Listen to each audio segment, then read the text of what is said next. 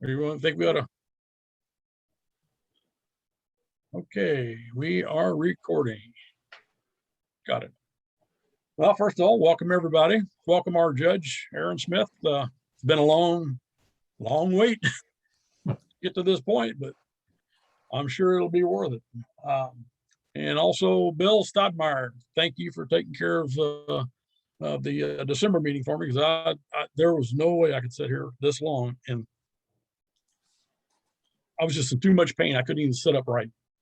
One of the effects of that virus, it got into my legs and joints, and the only way I could get comfortable was sit down or lay down. I mean, lay down or sit with my feet up. I could not put my feet down in front of me. And I've been sitting here most of the day working on some stuff, and I'm doing fine with it. Well, thank you, Bill, for taking care of that. As far as our progress, Debbie's over. She's done with it. I'm still on oxygen. I just took it off a few minutes ago. I'm actually now going a little bit each day without the oxygen. And my saturation is staying up 95 to 97 without it. But after about 2-3 hours, I got to get back on it for a while because it starts dropping again. But that's kind of what my doctor says is going to happen. But eventually here, I'll be weaned off of it completely, and I won't have to drag this damn airliner in the house anymore. I'm sick of that thing. You don't have to take the tank with you. Yeah. She said, what she told me initially is we get you one of the little portable units, which would be a lot more handy. But she says your insurance company is not going to go for this because we're looking at this as a temporary thing, and those things cost over $3,000. I was surprised. They are not cheap. And that's just the basic unit. I can imagine what you do if you get an extra battery or two, or whatever accessories go with it. Probably the backpack is an accessory too.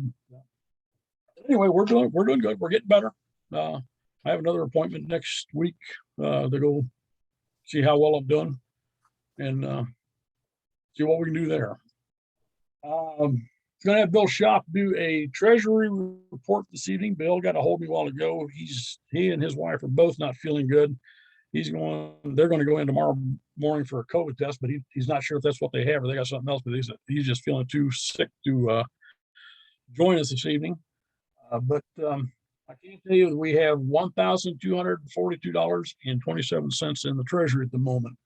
So something you and I probably ought to talk about here later on, Bill, about where we're going to go with that, and how much of that we're going to need for the rest of this year, and maybe address the dues for next year. I can give Tom Wedbush a little time. He was actually he actually put a print in the Hayes Art Council 5-state photography competition, if I'm saying that correctly. And he had a print go in there and was at one of the top finalists. And he was really excited about saying a little bit about it. So see if he shows up here a little later.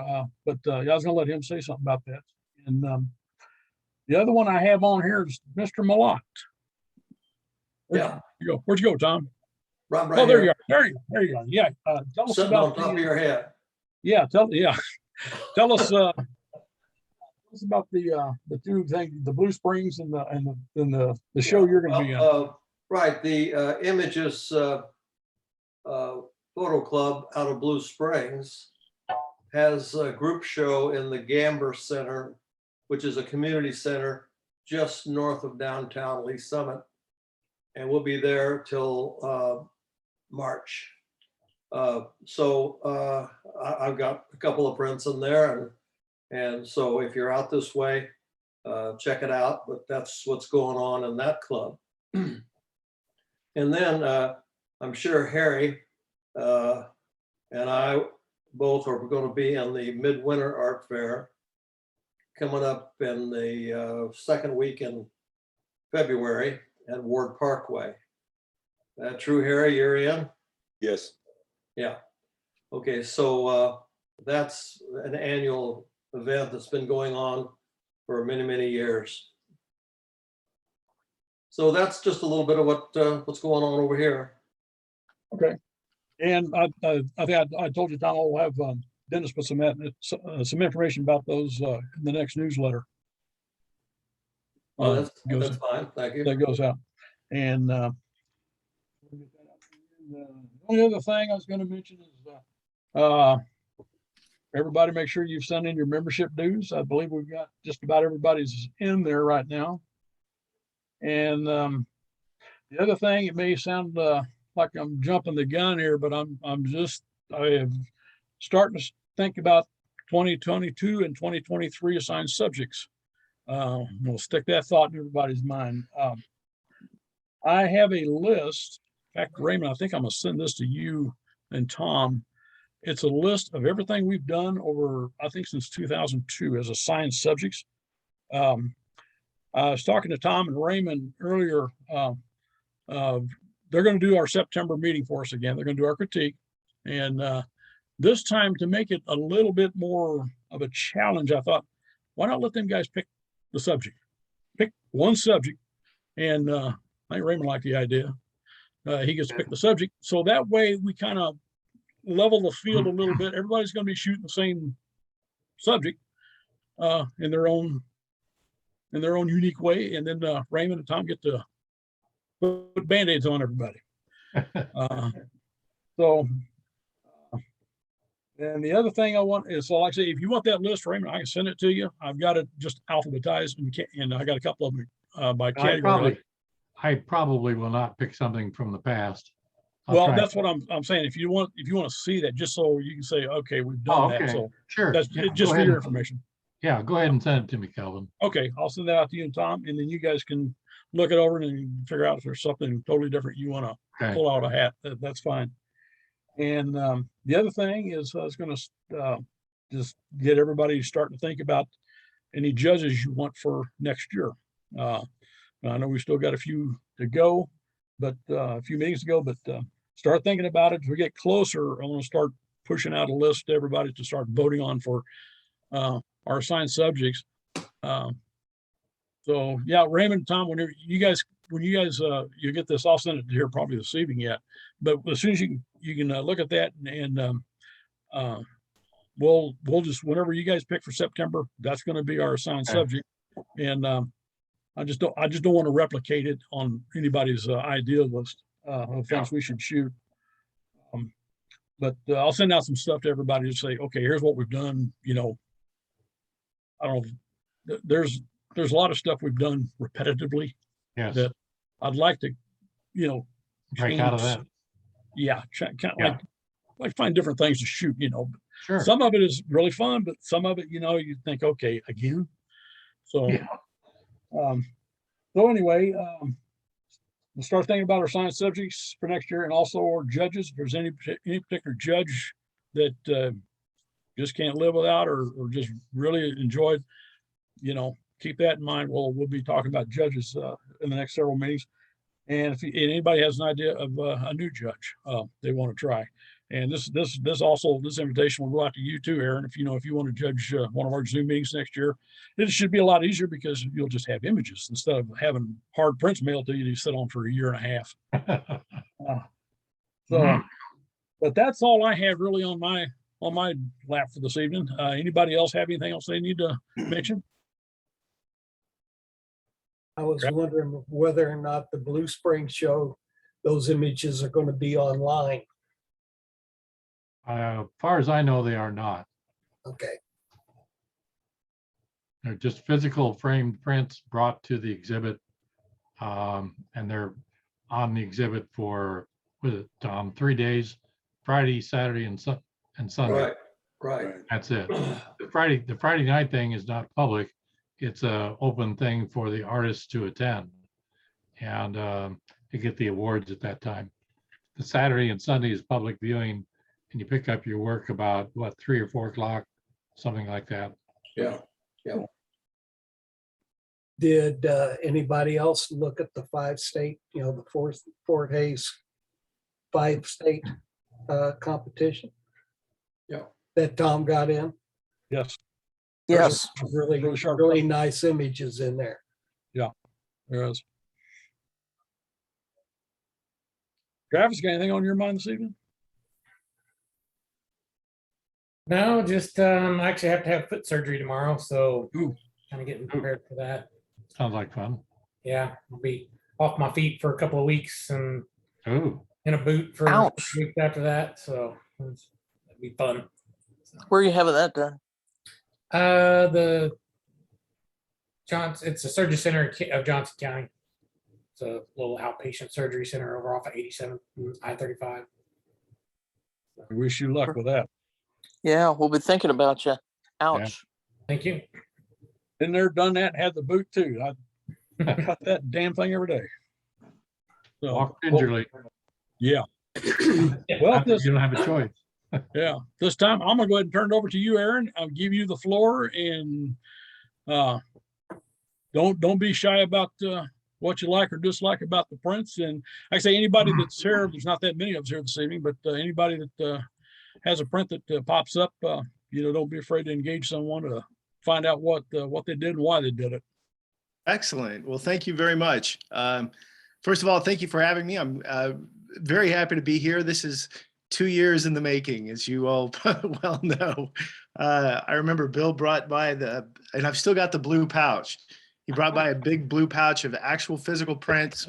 I think it was February of last year, 2 years ago. Sorry, February 2 years ago. And, or was it last year? It's been a long time. Yeah, 2 years. Anyway, so I've had these prints for 2 years. I've babied these things. I've put them in the back corners and places of my house where nobody would go. Then all of a sudden I'd have to move something. And so I'd find some new place for them. Anyway, they're just like the day I found them. So I assume at some point, sadly, I assume at some point I'm gonna have to give these back to y'all because there's some really great work in here. But it's really been fun having these things and being able to take a look at them and to see what you all have done. Looking at the agenda that I was given, I was asked to talk a little bit about myself and my background. Again, my name is Aaron Smith. I am I guess I'm in a direct lineage of photographers. I've had, had great uncles back in the 20s and 30s that had their own photo studios.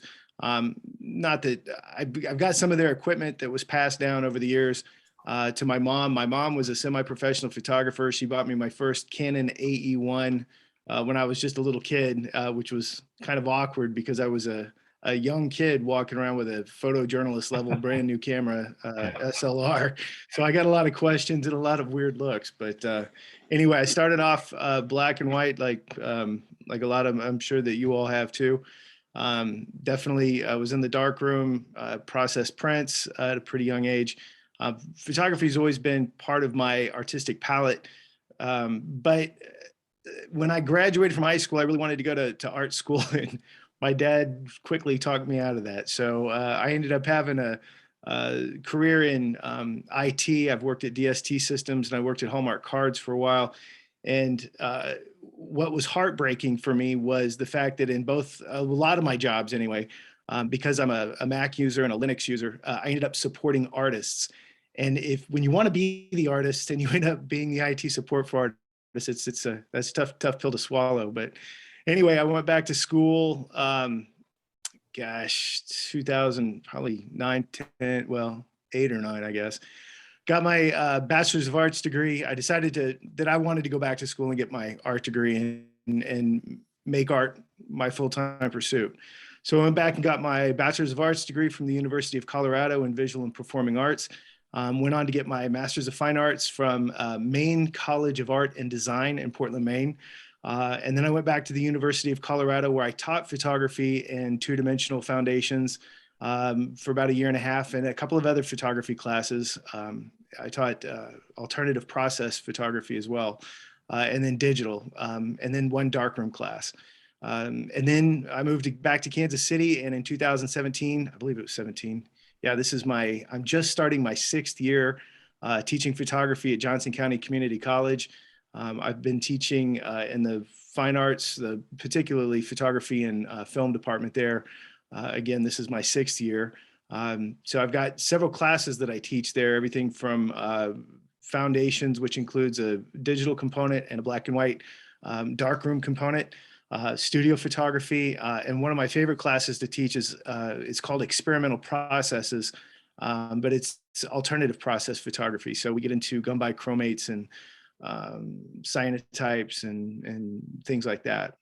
I've got a couple of independent study students actually, so I'm going to be doing a lot of wet plate collodion this semester with those two. So that's my background. I'm happy. Again, I've got all these photographs, and I'm just happy to get started. Before I do, does anybody have any questions for me? And before I even get to that, I do want to say that I will open this up. There's a couple of things that I want to open up for conversation with the whole group, and it's based mostly on some of the content. But before I get started, does anybody have any kind of questions for me? Yeah, Aaron, you and I need to talk sometime. Okay. I was the program manager for digital conversion at Hallmark. Oh, really? Yeah, and I started with Photoshop back in 1989. Mhm. We're working with beta versions, and I was on the phone with John Warnock just about every day. I had 2 people in a 10 by 10 room, just proving that it could be done. And then I'll be brief with this, but IT department came upstairs as we were implementing this into production, and they said, "You can't do that. You can't do that. We don't support that. You don't do that." We said, "We don't care. We're doing it. And we've got the technology to do it." And eventually they wanted me to come into IT, and my manager, thank God, said no. But we lost all of our IT support, our support people over to IT, and they eventually took it on. So you were part of that. And I understand really what you're going through in that regard. Well, okay. Well, it's good to know somebody that can get that. Like I said, it was difficult enough when you're wanting to be the artist and you end up supporting it. But yeah, that's a tough well, we had what's called the DCL, the Digital Component Library, and IT said, "You can't do that. We can't do that." Well, we did. I mean, but it was, anyway, it matured to where it's at. But anyway. Well, that's how you had to get stuff done at the time. Yeah, there was a lot of people saying no. And the reality is that's where we're at now, right? So it took somebody saying, well, we got to do it anyway. One other thing I wanted to throw out, I do have I consider myself having 3 jobs. Yes, I teach at Johnson County, but I also, I've got another job. I am on the board of directors. I'm actually the visual arts director for a nonprofit called the Arts Asylum. And we've got, the reason why I'm throwing that out is because I manage a lot of different art programs for them. And one of them is the Arts Block, which is believe it or not, it's a residency right there in Northeast. And I don't know if anybody's familiar with another local club. It's the Kansas City Society for Contemporary Photography. It's run right now by Angie Jennings. Yeah, her office and her little gallery is actually located inside of the Arts Block. And right next to that is a bigger gallery. It's still not very big, but it's a bigger gallery. It's the community room in that building, and I'm the curator for that. So if anybody ever wanted to have an exhibition there, please contact me. I also am curating work for the Johnson County Library off Shawnee and Antioch, more or less. They're by that BMW dealership. We've got a painter up there right now, but if anybody, I've got exhibition opportunities if anybody's interested. We also have a gallery down in the Crossroads. It's a non-traditional gallery, and I'm trying to turn over the reins to another curator. I'm kind of hoping that happens this year, but anyway, she doesn't have a list of artists yet. So I'm sure if anybody's interested in showing there as well, let me know. So feel free to contact me offline. And of course, my third job is I'm also an artist. I'm out there making work, trying to make work. In fact, it's really kind of funny. Kathy can attest to this. I have not made a lot of work over the last couple of years until the last few months. And I am now neck deep in a new project with cyanotypes and painting and using some different chemistry. So yeah, I'm all excited about that. Anyway, not here to talk about my work. Let's talk about yours. What I'm going to do first is I'm going to get started with the assigned category, which was abstract. It took me a little bit to figure this out because some people put that it's the assigned category, and then I realized that everybody's abstract. So I've got those in one pile, and then I'm going to get to the online images because that's our crossover into the next category, which would be the open category. I have set this, I know that my plate, you'd think I look like I live in the most boring place ever, but I tried to find, this is my documentation wall where I document my own photography, my own artwork. And it's about the only blank wall I have in my entire house. So I've set up my all of this in front of this blank wall. So hopefully As I'm holding these hard copy prints up, you can still see. So let's start with this first one here. This is Bill's. It's abstract. It says it was taken in February, March of 2020. Random patterns. Image created in 2019. Can you all see that? Mhm. Okay. I'm going to try to keep holding this up. This, see if I can get out from under this here. Trying to make sure I can minimize my glare here.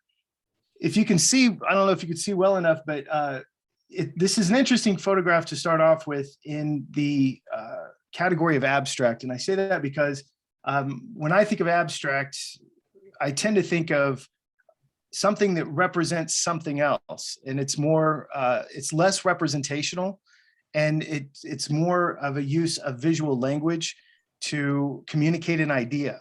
If we think about abstract ideas, you know, love being an abstract idea, it's a thought, but it's not something that you can really put your finger on, right?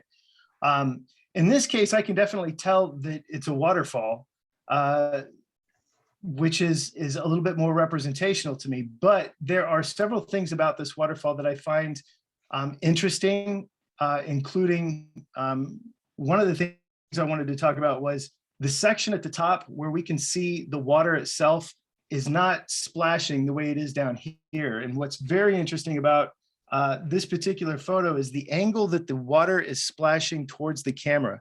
The reason why that's interesting to me is because the shutter speed is slow enough to capture some level of detail, but it's also, slow enough to lose some level of detail, but it's also fast enough to capture some as well. So I can actually see some beautiful ridges in the water up here, and yet there's some really nice soft flowing of the, I guess, the white water is what I would call it, that's kind of coming off of here.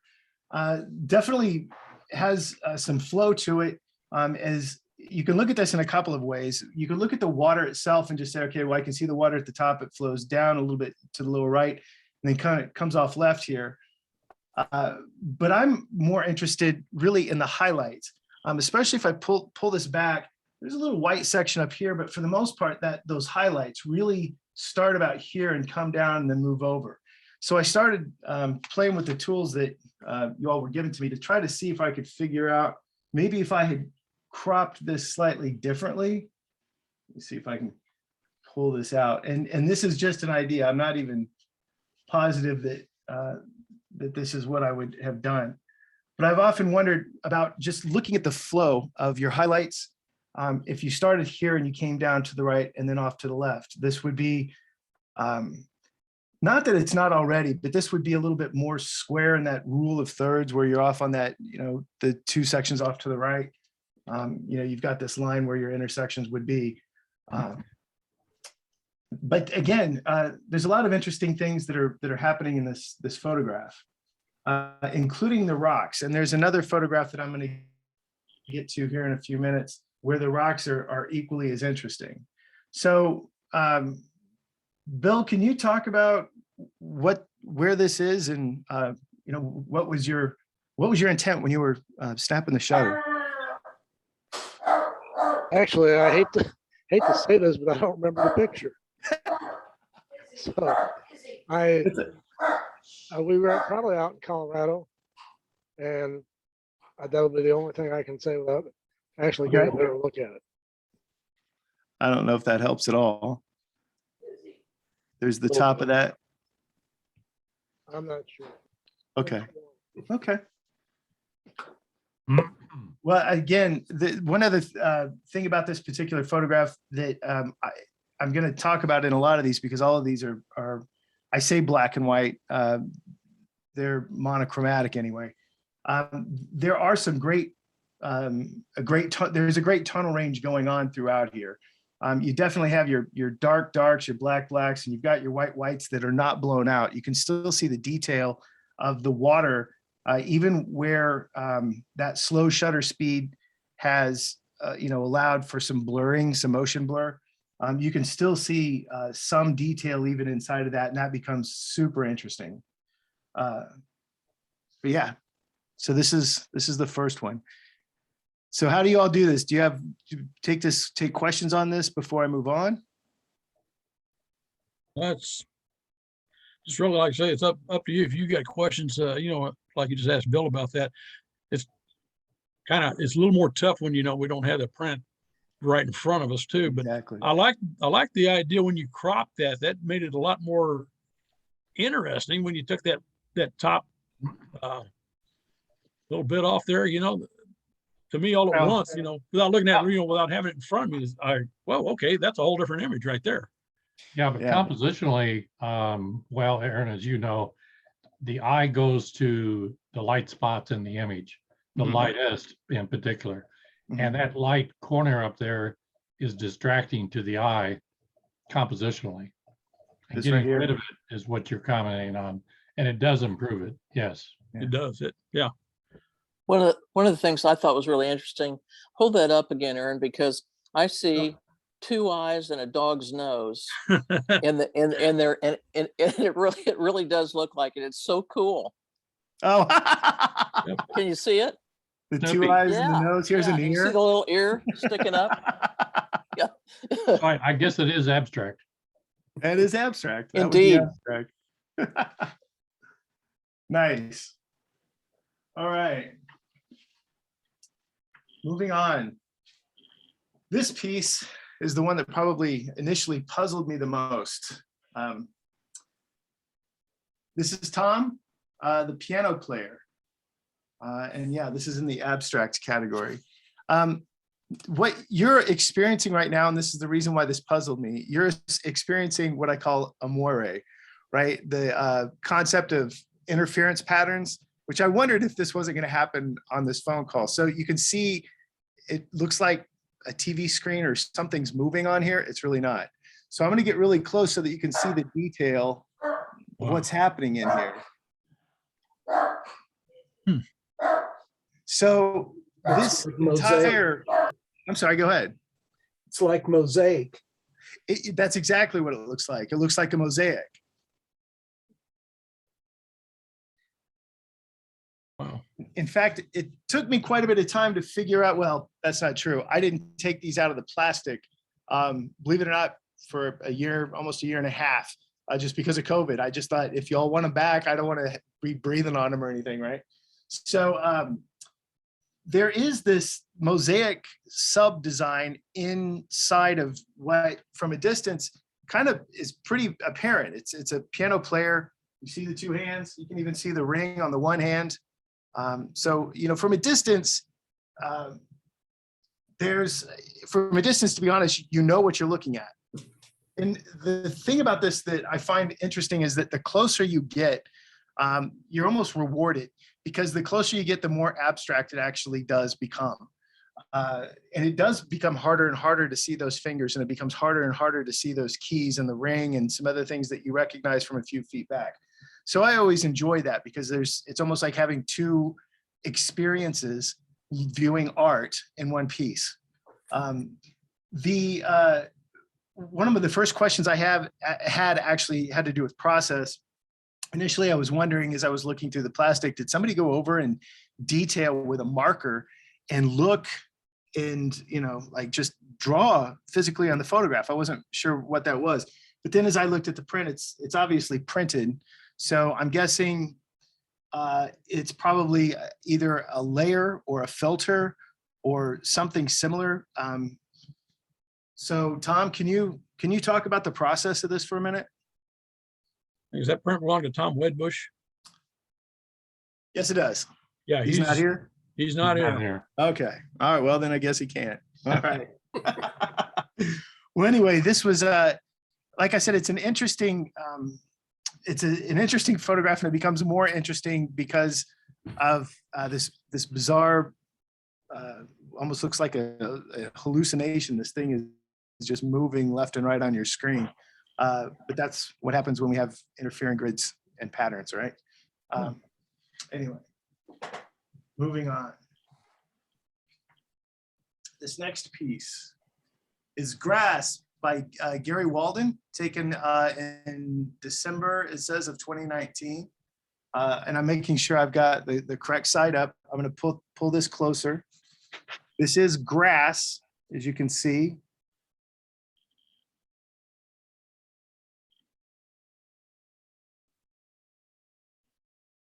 Here's what I find particularly interesting about this photograph. Two things. One is that as I tilt this, my screen, it's kind of hard to see. I don't know if you can pick this out, but there are almost some very specific lines that cut grids right through here, almost as if it was laid out in a grid. Obviously, you know, hay, it's hay, right? So there's going to be a lot of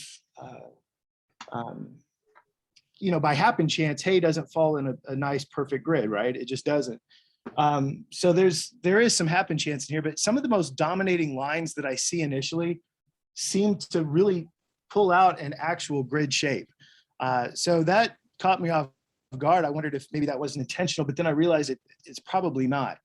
One of the things that I really enjoy about this particular photograph is that the highlights and the shadows really lend to a sense of depth. And it's something that I'm willing to bet that you all probably can't get out of this over a Zoom call or this little screen here. But when you're looking at this photograph in person, it is incredibly tactile. There is a sense that you can reach into that hay bale and, you know, start looking for that needle in the haystack or whatever it is. You know, there's a sense that you can almost feel that hay just by looking at the photograph. And I think a big part of the reason for that is because you've got so many wonderful layers of very dark with just a little bit of darker midtone and then really a lot of highlights. So you're creating lots of intricate contrast is really what comes down, what this comes down to. And I do have that up. So is Gary on the call? No, he's not with us this evening. You know what? After listening to this, I think about half the people who I have prints for probably are not on the call, but I always have questions for the artist as to what drew their eye to this particular scene or to this particular shape. And Again, go ahead. one of the things that I notice about it, at least what I can best tell from here, the upper part seems to, I mean, compositionally, I think you could probably crop the lower half of it out. I like the leading lines. If you look at the white spot, yeah, keep coming. Well, move your fingers down and then across. Well, let's see if I can do this, like right around here. Okay, keep coming to your left. This is more. my left. And then Okay. down, down. Okay, see that white spot you were just at? Okay, Up, right in here. up. No, up a little higher. Up, there, right there. No, Okay. down, down. Well, anyway, you see, there's some leading lines coming toward that as a point of interest. It's a center of interest. Okay. And Oh. I think the Okay. rest of the image is counterproductive. I think that if you were to crop that below that cross hatch line, that could really be the image, if you follow what I'm saying. Let's just give it a shot here.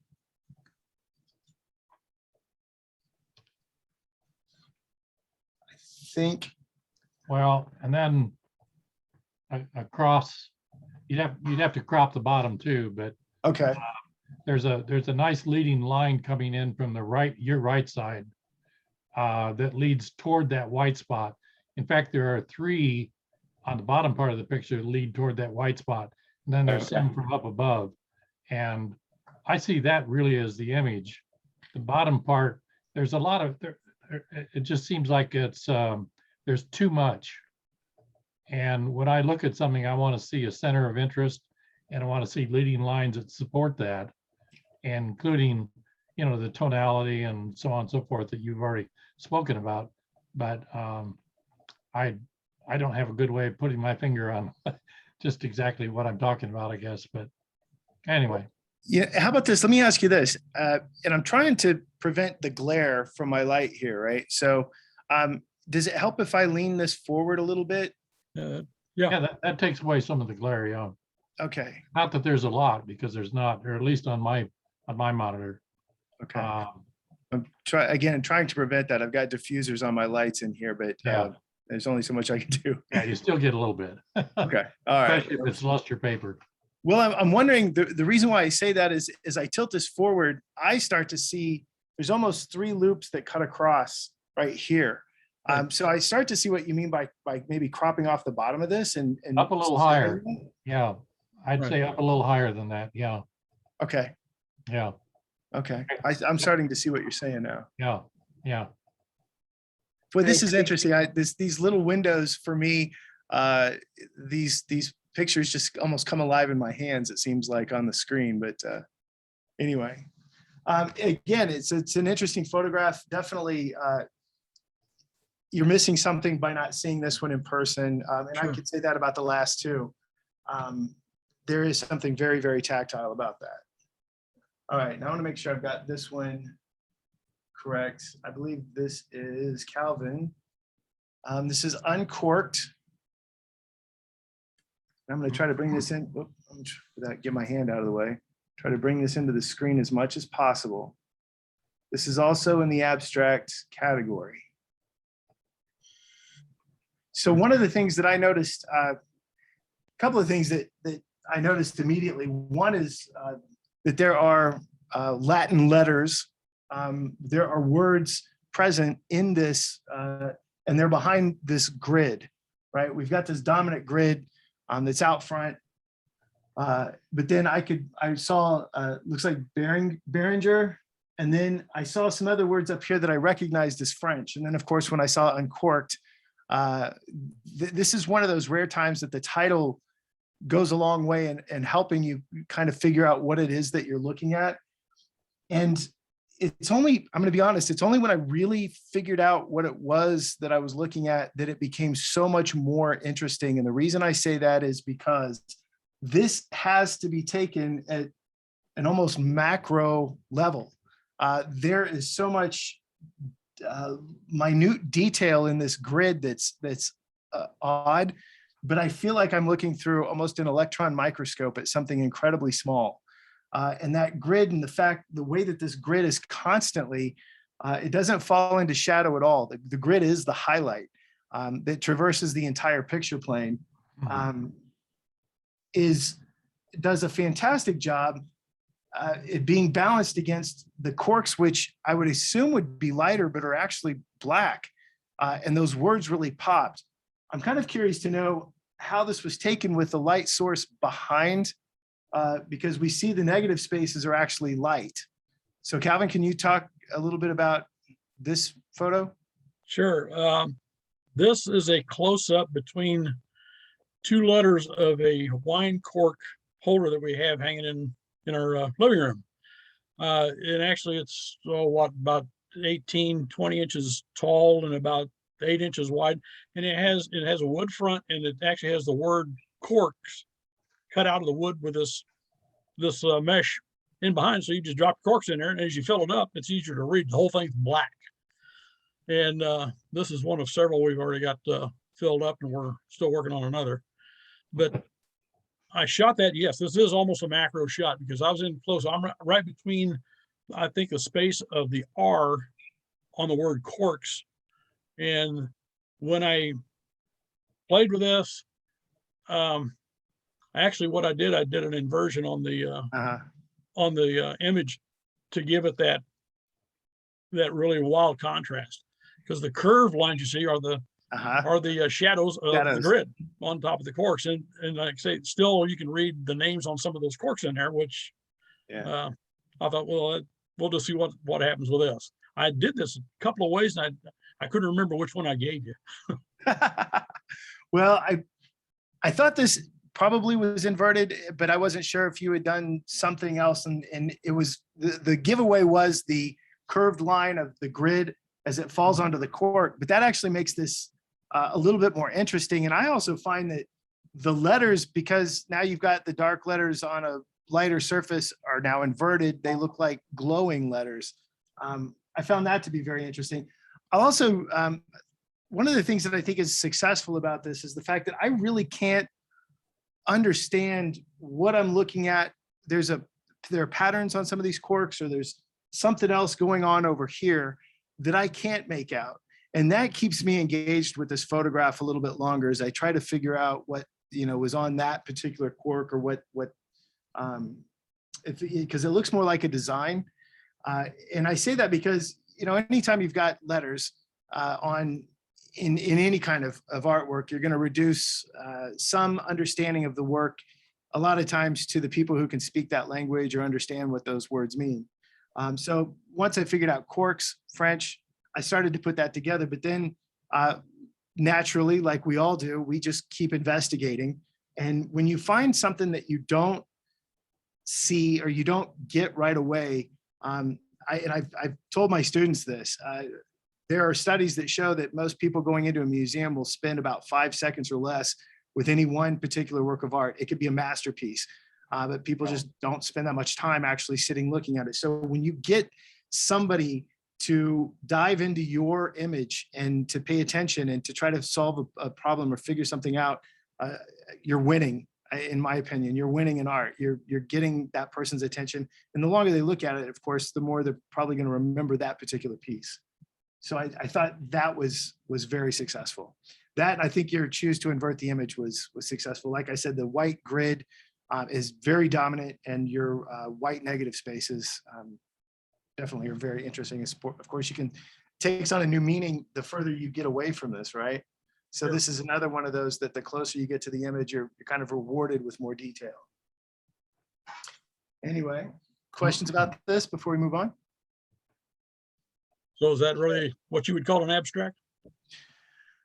Technically, no, but a lot of these wouldn't fall into that category only because, you know, typically an abstract is something that's not representational. And when you can look at something and go, those are corks, or that's a stream, or this is grass, right? When you can see and you can figure out what it is, it falls outside of that. But I don't take any credit away from that. I think Sure. in all of these cases, you're looking for something, you're looking for new meaning inside of something else. And I think that's just as important when you can try to find that. And that's going to come up, I think, in our next category too. When we start talking about the Kaufman Center, because there were a few Kaufman Yeah. photographs in this. And I do want to open up a conversation to you all as a group, specifically because it's a conversation I find that I'm always having in my class. But we'll get to that here in just a second. All right, I'm going to make sure I'm holding this up the correct way. This is Dennis. Oh yeah, Dennis is not here this evening either. Okay, Dennis Lindell, an abstract taken in February, March of 2020. It's titled Alien from Outer Space. And I think I've got it tilted just enough that you cannot see any glare. Can't see any glare. This is an interesting image for a number of reasons. Obviously, you've got one dominant, I'm going to say object, but it's a compositional element that's right. I mean, it takes up the entire screen. And of course, this now does fall a little bit more into what is abstract. You don't really look at this and say, oh, I know exactly what that is, right? This could be a number of different things when I was looking at it. I will say this, though, this particular piece, unlike the last couple that I've shown, is really should be seen from a distance. I find that when I get close to this image that I start to see, it's not pixelation.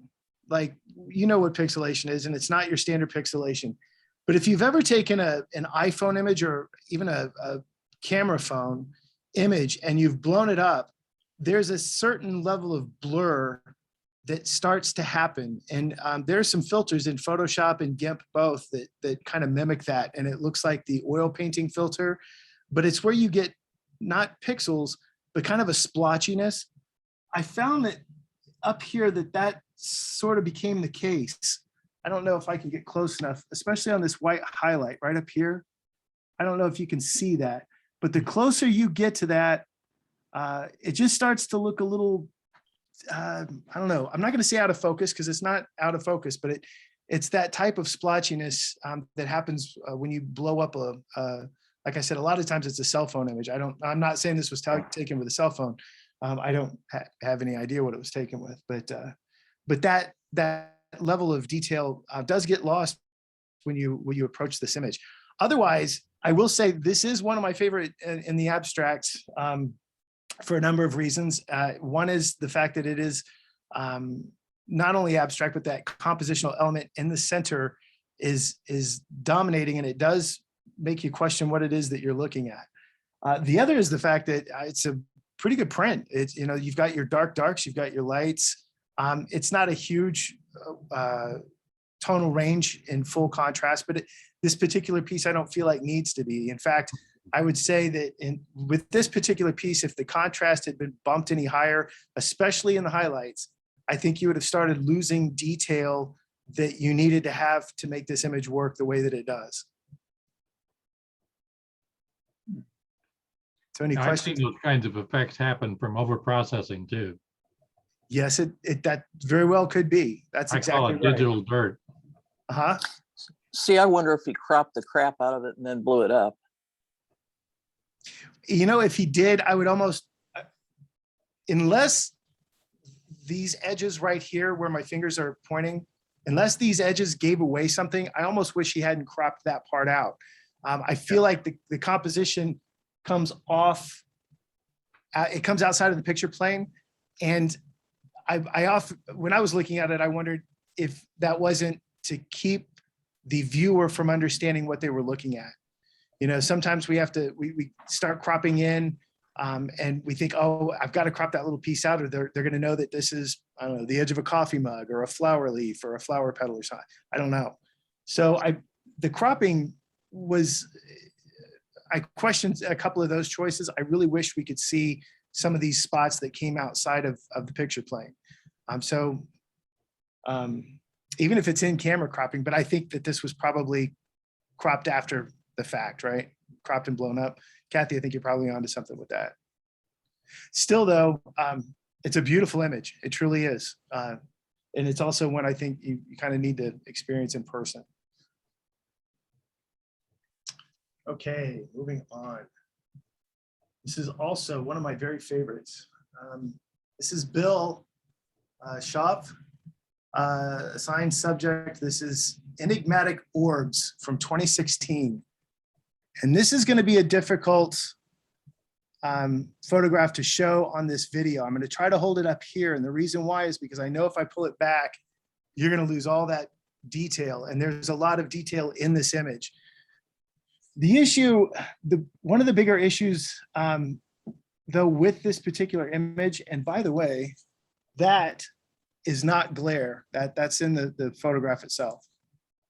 One of the issues with this image, and this is a great, as far as I can tell from my screen holding this up to my little camera here, this looks probably a little bit better on screen than it does in person, but a lot of these midtones get lost.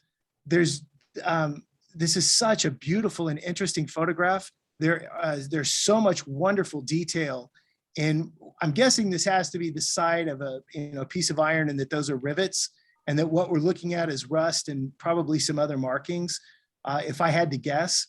And I think that'd probably be a fairly good guess. But when I pull this back, I think this is probably a little more representational of what this photograph looks like in person. And the problem is, in these darker areas, the midtones get so muddy that you've got this one streak starts to really stick out. This one bright spot, this one streak really does stick out. These highlights, they're not really highlights. In fact, I'm going to pull this really up close so that you can start to see there are tiny little highlights within that gray space. Like I said, when you get up on this, there's so much wonderful detail in this, but I feel like the exposure level, I think overall could have been brought up just a little bit. The whites are even still a little dark. They're not the super whites, which you don't necessarily have to have. That may not have been the intent of the artist. But there's really not, when I'm looking at full tonal range, I always start with the darkest dark and the lightest light, and try to figure out everything in between. And there's the lightest light is not the white light that I normally am looking for. And a lot of these midtones are just about one or two zones too dark, I feel like. And I just feel like if like I said, the overall exposure, not just contrast, but the overall exposure level could have been raised a little bit and brought all the zones up just a little bit more. This is a stunning photograph. From an conceptual point of view, just looking at the details inside of this particular print, it is really an absolutely beautiful photograph. And it's one of my favorites in the category. I just wish it was just a little bit brighter.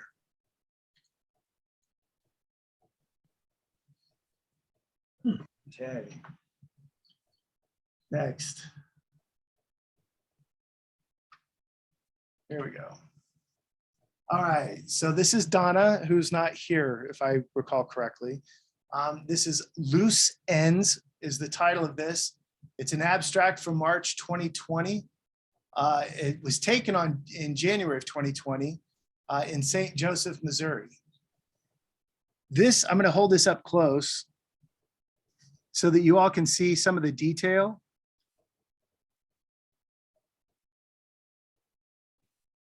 This is a very interesting photograph from my standpoint. I know I'm looking at some type of tube that's been cut off, and there's a group of them, and they're probably a little bit malleable because there's this beautiful spin that's kind of happening, almost as if you drop straws into a cup and they fall into kind of a beautiful spiraling pattern. She captured this wonderfully. I will also say that the highlights at the very ends of each of these objects really does go a long way in capturing some tactility. There's a sense that you can reach out and almost feel the ends of these things. And the tones are fantastic, going from the lights down to the darks. That's really what gives this thing some depth to it. And again, this is another one of those photographs. I said tactile. I feel like I can reach in and touch this. I will say this, I don't know what this is. Does anybody in this group know what this is? It almost looks like a fiber optic cable cut. Okay. I That's definitely fiber wouldn't- optic. That's a very old, very small fiber optic. Is Oh, generally, yeah. those have thousands of paired lines or conductors through them. But yeah, I don't know what that is. It does look like some kind of a cable, but then again, it looks like some kind of a structure inside each one of those cylindrical objects. What are they? It looks like some kind of a structure. I thought it was pasta initially, but I don't think it is now. No, I don't either. if the more I looked at it, the more to me it looked like it might have been cut off bamboo. It almost looks like it has a plant structure to it. Yeah, that it could be too. I mean, I have no idea. I really That's don't. a good guess. Well, Kathy, I've been staring at these pictures for 2 years. So I've had plenty of time to look at it and wonder, and no doubt wonder. But this is just a fascinating photograph for a number of reasons. Like I said, it was well taken. It was well printed. Technically, the focal points, they're dead on target. The composition, like I said, there's movement here as this thing spirals around. There's tactility to it. And yet I still don't know exactly what I'm looking at. So there's interest. This Don't has you just want to know? yeah, I just want to know what I'm looking at, right? Yeah. So for that reason, for a number of other reasons, this is, again, this is definitely one of my favorites from this category. She did a great job. All right. And this is the last physical print I have from this category. I want to make sure I'm holding it up correctly. This is James Schultz, Emergence. Date, July of 2018. It was printed on 2/11 of 2020. And I am holding it up correctly. This is the top. Yeah, that's right. Okay. Okay, good. James, I'm glad you're here. This is an exquisite photograph. There is so much detail in the print that you're not going to get. I don't think I can hold this up close enough for you to see some of the lines that are happening in here. But if nothing else, while I'm holding it that close, just take a look at the tonal ranges that you have. You've got, I mean, white, you've got blacks, and you've got all this beautiful gradation in between. So again, this is another one of those photographs where from a distance, there's some tactility to this as well. There's a sense that, there's something prickly about it. And it's almost harsh. And I say that because the white outlines of each of these figures, and if I'm guessing, James, I'd like to hear you talk about this here in just a second, but if I'm guessing this might be it's a plant matter, some type of petal, flower leaves or petals of some kind. They've got a sharp point to them, it looks like. And like I said, there's this highlight on the outside. So I'm wondering if maybe this was an inverted image. I don't know, I'm guessing. But again, between the tactility and the gradation that's happening with these leaves, there is a sense of three-dimensionality that you get definitely in person. And again, this is another one of those where you can see some things from a distance. There's an entire composition. These leading lines are moving out, so there's some movement here. But then as you get close to it, you're also rewarded with more detail that just keeps you looking, keeps it very interesting. James, can you talk about this? How I got to that piece, I have no idea. It was a plant that I had taken a photograph of at Powell Garden. And I accidentally came across something that when I was playing with it. And then I guess kept pushing and pushing and pushing and pulling. And how I got there, I have no idea. But all I know is that as I kept going farther, I kept liking it more and more. Otherwise, it was pretty static to start with. Okay. And then the more that I got to playing with it, it started resembling a little bit more of some of my watercolor abstracts. When you have an edge and you put that color up next to it and it bleeds. And then where that edge starts, where there was no dampness, it gives you a real sharp edge. And that's what this started as I kept pushing. That's what it started happening. Like all those gradations and everything are ball bleeds that are what I call happy accidents. Yeah. So anyway, not much more I can tell you because I don't know what I did. Well, it didn't occur to me until just now that I'm asking you all to recall things that you did 2 years ago. And if you're anything like me, I can barely remember what I did yesterday. So no, I don't blame you a bit. I've had plenty of pieces like that too, that kind of got I got lost in the process, that things can, again, you can over process something too, as Raymond mentioned earlier, but at the same time, sometimes you just kind of keep pushing until you find something that you like. Again, there's just the black line against the white highlights around this, I just find incredibly interesting. And it looks like an artist's hand did it. And I think that's the reason why I'm interested in it, I know that can't be because the detail is so unbelievably fine, but it does look like an artist drew the shadow just as very, like 1 pixel wide line right next to this highlight. And it's beautiful. It really, truly is. I really like the tonal from the darks to the lights, how it fades down. It gives it a lot of depth and a lot of dimension to it. Yeah. Yes, it does. That's exactly right. In fact, I'll be honest, that was my first thought that made me think that this probably was inverted, is that those were probably shadows. Shadows, the gradation from light to shadow does some beautiful things when you look at a negative, right? If you've ever studied negatives, you start to look for those things. There is something cool about it. It's the opposite. It's like something, it fades into light as opposed to shadow. But yeah. Again, one of my favorites from this category. All right. So what I'm going to do now is, Aaron? Yeah.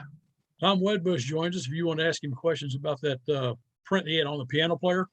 Yeah. Okay. Sarah, let me get to that. I have one other thing that I just wanted to mention real quick. I don't know if a lot of you have caught on to this, and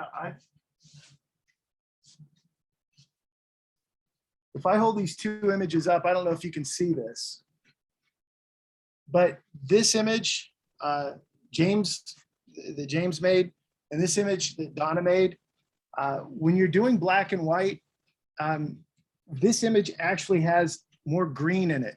So some of these images didn't come out truly black and white. And it's just, I don't know if it's a printer issue. Sometimes it's just when you're printing an RGB file, that's not truly black and white. Sometimes it's off a little bit, even if you hit the desaturate button. And there's a lot of things between as you all know, between the computer and the printer that can go horribly wrong. But I don't know if you're aware of this or if this was a part of the competition, but there are just a few of these that have a color tint to it. It's usually just one color. But that's something to just think about when you're looking at your prints. So let me get back to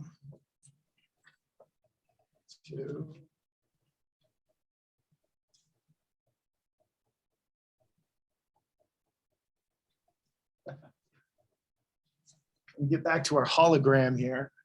As I hold it up and it moves and does weird things. And all right. So Tom, this is Tom's, right? Hi, Tom.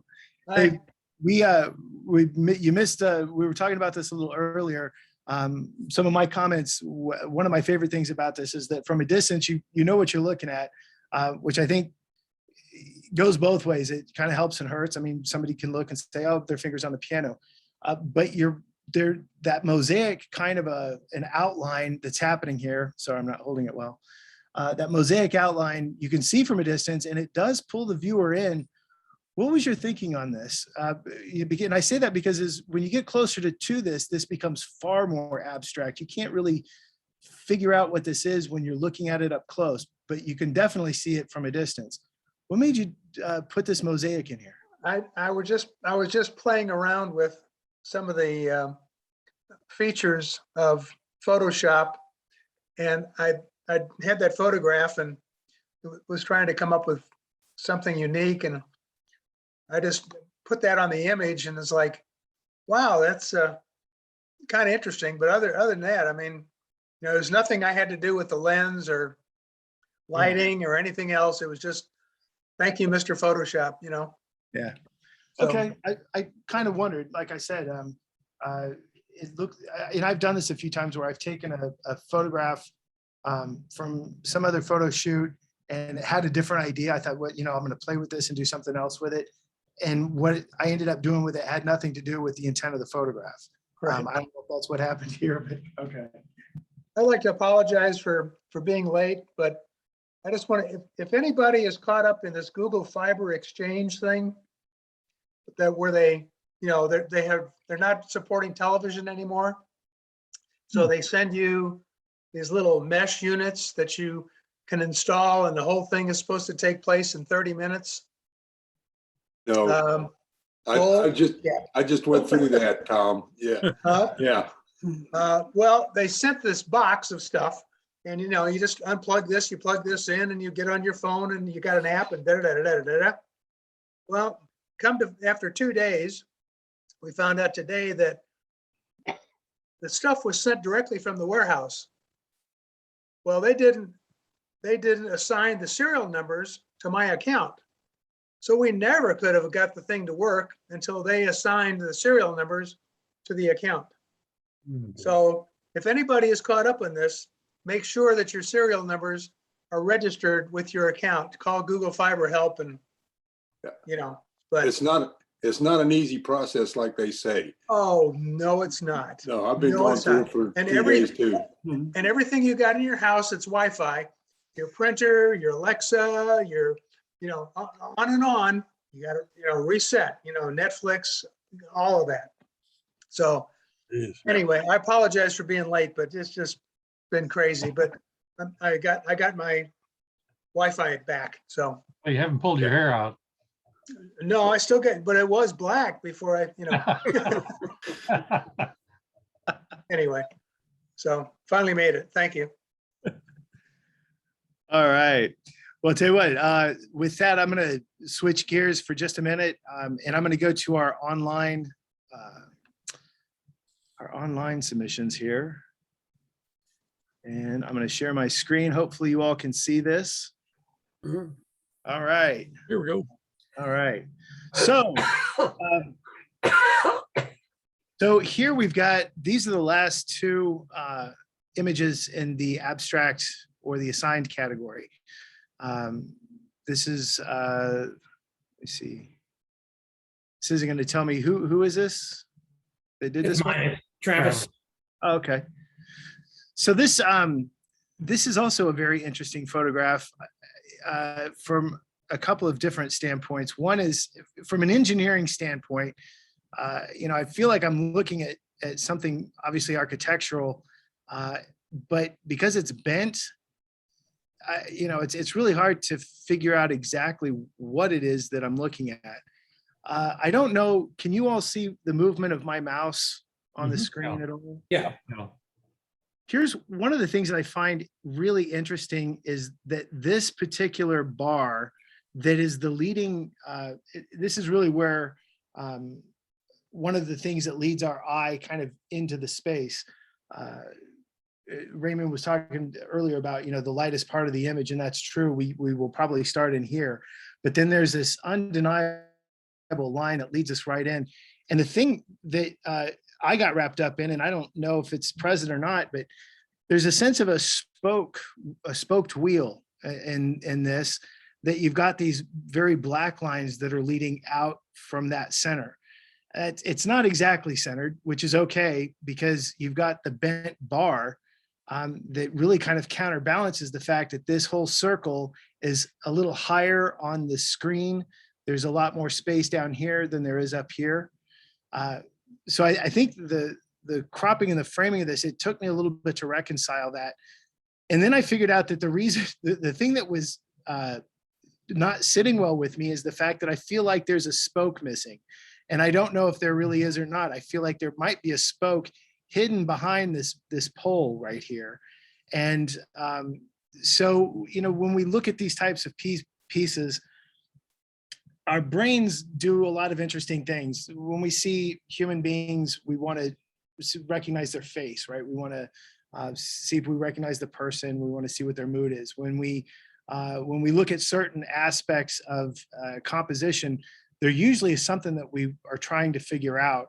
And in this case, this is almost one of those little elements that it bothers me that it's missing, but I'm okay that it bothers me that it's missing. I know that sounds strange, but this is where we get tension in art. I feel like the balance is off of this because of that missing spoke, but then it's off balance anyway. You've got this bar that looks bent right in the center. There's a lot of things that are happening within this photograph that make me realize I have no clue what I'm looking at.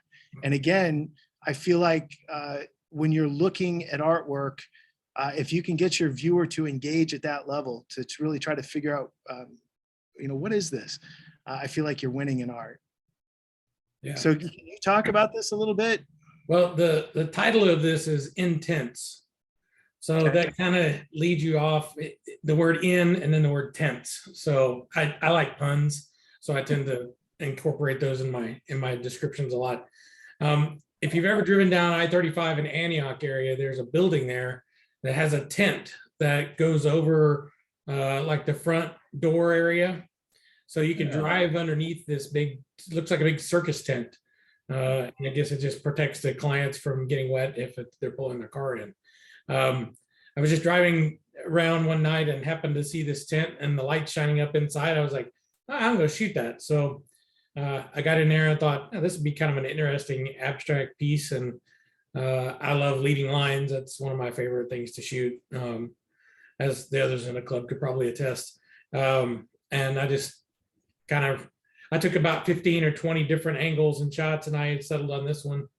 I did have to retouch that main bar that's going up from the bottom left. I had to lighten that up a little bit, but I add a little bit to that. But other than that, it's right out of the camera. Wow, really? It's a very interesting shot. Are these little black boxes here on the interior? Are those actually lights that Yeah. are showing up? Yeah, it was pitch black outside, and those are the lights shining up into we're looking up into the bottom side of this tent, and those are the lights that shine up on the inside.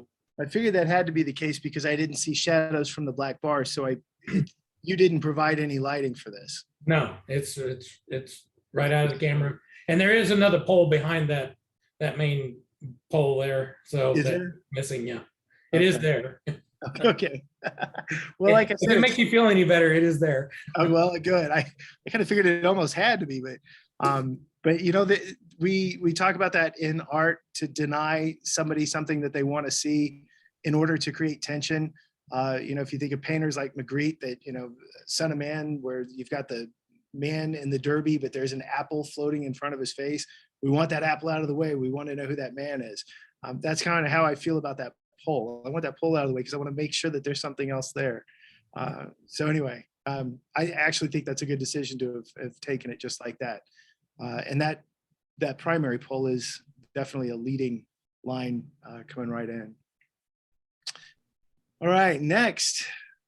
I don't know if anybody else immediately looks at this and thinks of MC Escher, but this to me looks like an MC Escher drawing turned into a photograph. There are so many things going on in this photograph. It's hard to follow. And I think that's part of the appeal of this particular photograph. Much like an MC Escher drawing where you don't know which way is up because of so many different perspectives, this also has a number of those types of elements. The other thing that's going on here that is undeniable, that I think also lends itself to the MC Escher aesthetic, is this image noise, right? You could call it grain. It's not. It's just image noise. But it's almost like a pointillist painting. There's just thousands and thousands and thousands of little dots in this that almost makes it look like it could have been a drawing, which I'm sure, you know, was a filter. I don't know if it's, you know, there is a noise filter. You all know this, a noise filter that sharpen. So, you know, I don't want to get too far into, you know, which filter it is. But the combination of filters does make this feel more like a drawing as opposed to a photograph. And I think that is a successful element that's happening in this. At some point when you're looking at something like this, it's visual overload. But again, that's not a bad thing, especially in the world of art. This is another one of those pieces I feel like you can get lost in. And it's not, I mean, there are so many lines, curves. There's a great tonal range, you know, from I say that there's the blackest blacks really aren't present, but there are some really good whites. And I think the mid-tones are where they need to be, again, to lend itself to the aesthetic of the overall aesthetic of the entire photograph. Is the person who took this, are they present? Yes, that's me, Tom. I'm Tom Mallot. Hi, Tom. Hi. Can you talk a little bit about, I mean, okay, I'm guessing this is the interior of the Kaufman. Correct. Okay. And there's is it an escalator that leads up to this? I'm trying to, it doesn't even necessarily matter necessarily where you're at. It's all the different aspects of the different layers that are happening here. You've got the railing with not the plexiglass, it's actually, I'm sure, some type of tempered glass right there up front that serves as your railing, I'm guessing, to not fall over into the escalator shaft. I don't know. You've got the stairs leading up, you've got that kind of rotunda, you've got these huge monstrous steel beams, and then the thousands of just little lines. Yeah. What drew your eye to this? What made you take this photograph? Well, I was just impressed with the massiveness of all of these structures in this huge space, and so just trying to slice out of it a composition that looked like there was some control of composition going around it. The central balcony there was, and then framed in all of those other pieces. The title of this is Chaos in Concreted Steel. And so I thought it kind of went with the abstract theme. And I'm kind of going through a period right now, and you'll see my other image of using the computer processing for making it somewhat of a sketchiness, a sketch. And thank you for putting that, you know, your comments that it kind of looked like it was a drawing. And so I didn't go too far with it, but I got, you know, where it is. Yeah, again, it looks it definitely looks like a drawing, but it's specifically an MC Escher drawing, if you're familiar with his work. And it's the chaos. Like I said, it's kind of hard to figure out sometimes which way is down and which way is up. You're right, that kind of that balcony right there is in the center, but the lines that you could consider framing it are going in every direction, and they're, Yes. you know, some of them are straight, some of them are curved, some of them are very curved, and that definitely lends itself to the chaos. But visually, this is a very busy, but it's so interesting to look at, and I think the decision to make it look more like a drawing was a good decision. I do appreciate the way this was processed. Thank you. Thank you. Mm-hmm. And speaking of which, let's get right on to the next one. Oh, there I am again. There you are again. Well, here it's just how they pulled up on my screen. So this is also with this particular piece, this represents our transition into the open category, by the way. So we have now discussed all of the assigned categories or the abstracts. And so we're starting into the opens. I have a love affair with GIMP, which is, I'm sure you probably have heard of it. It's kind of the Photoshop, the open source Photoshop that's been around forever. And I've used it. And I think, and Tom, you can correct me if I'm wrong, do you use GIMP, or is this a GIMP filter? No, this is a filter in Photoshop. Is it? Oh God, I forget the name of it right now, but I don't know, there's in Camera Raw. One of those filters. Okay. And I've been using it quite a bit lately, like you saw. Yeah. Well, I love the results of it and how it really gets to the basic shape of everything, and makes it more, actually more. The impact of the shape is to me enhanced by this technique. I would agree, and I would even go a step further and say what I have appreciated about this particular piece is obviously you've got your two primary flowers here. You've got your larger and your smaller, and then you've even got this this one kind of here in the background that has some of your darkest lines in it, which is your point of contrast. And of course, these are the things that we're going to be drawn into when we first see these. But then what I think is beautiful is the way this filter seems to create contour lines and almost its own level of gradation creates these three-dimensional shapes that are happening in the background. And they're not finite the way that the edge of that flower is. The edge of the flower has got a very fine detailed line to it. But if you look, some of these other edges they're so soft that it just starts to look like somebody laid paper over a relief, some type of relief carving. That's what also makes this interesting. But what I really, overall, this particular image, appreciate the fact that yes, it does look like a drawing, but it's delicate. It's not, this is a point of appreciation. It is delicate. It's not overbearing. It's not heavy-handed.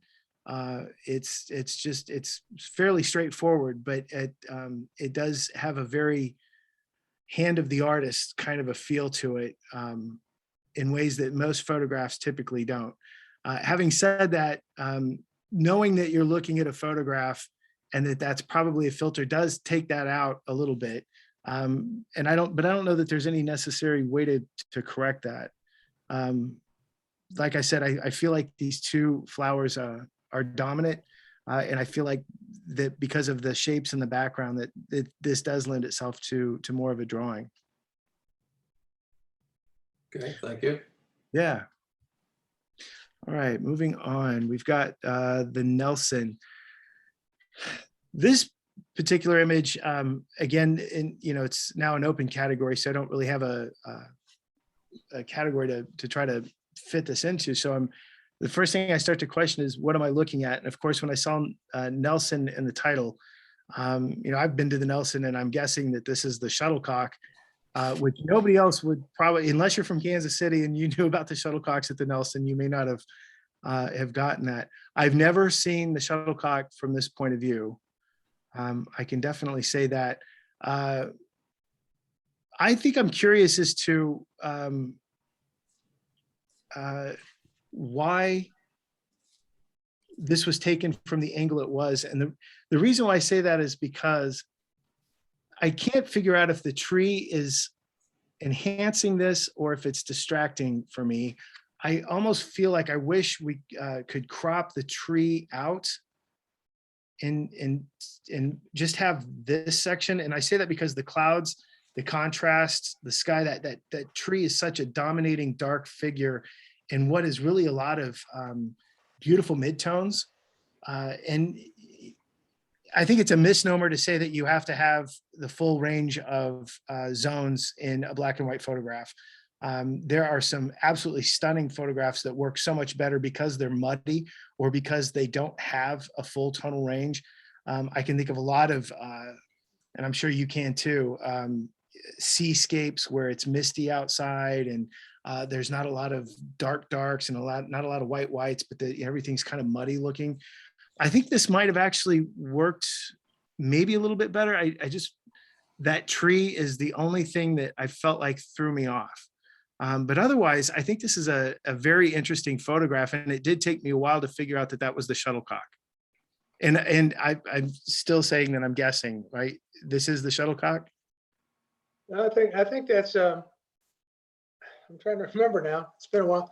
I think that's a separate sculpture down there. I don't think that's part of the shuttlecock. Okay, then maybe I'm wrong. All right.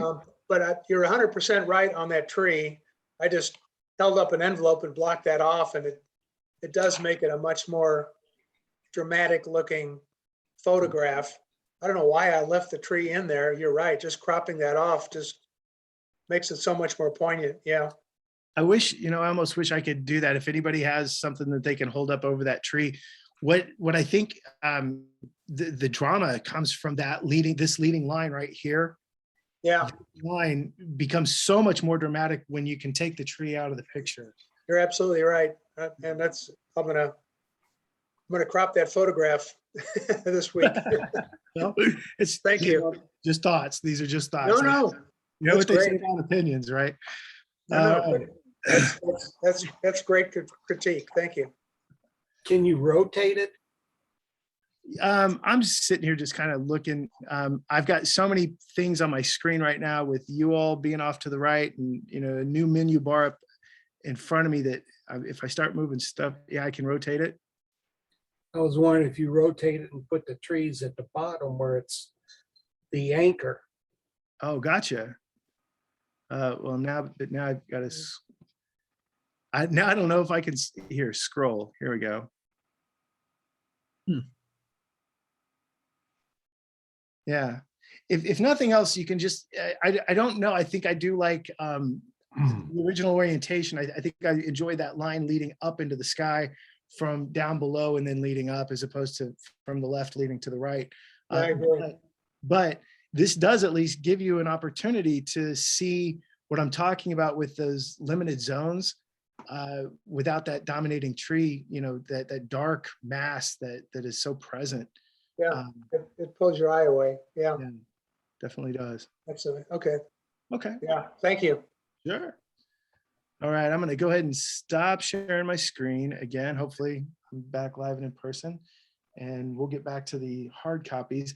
I'm trying not to keep you all too late. I feel like I'm rambling at this point, so I could try to speed it up just a little bit. It's already coming up on 8 o'clock. Doing right. fine. We're doing fine. Are we doing okay?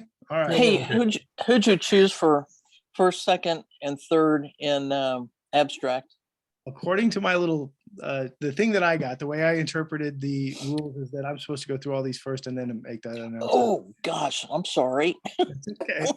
It's absolutely okay. I plan on finishing this up and then I'll tell you all of them. In fact, I laid them out in a specific order here for you. Add to the suspense. Add to this. That's what you got to do, right? All right. So again, this is Calvin, Slow Decay. It's in the open category. It's taken, it looks like March of 2020. No, that's entry year. It was taken November, I'm sorry, of 2018. Slow Decay. Now, this particular photograph, I think there's a couple of things happening here.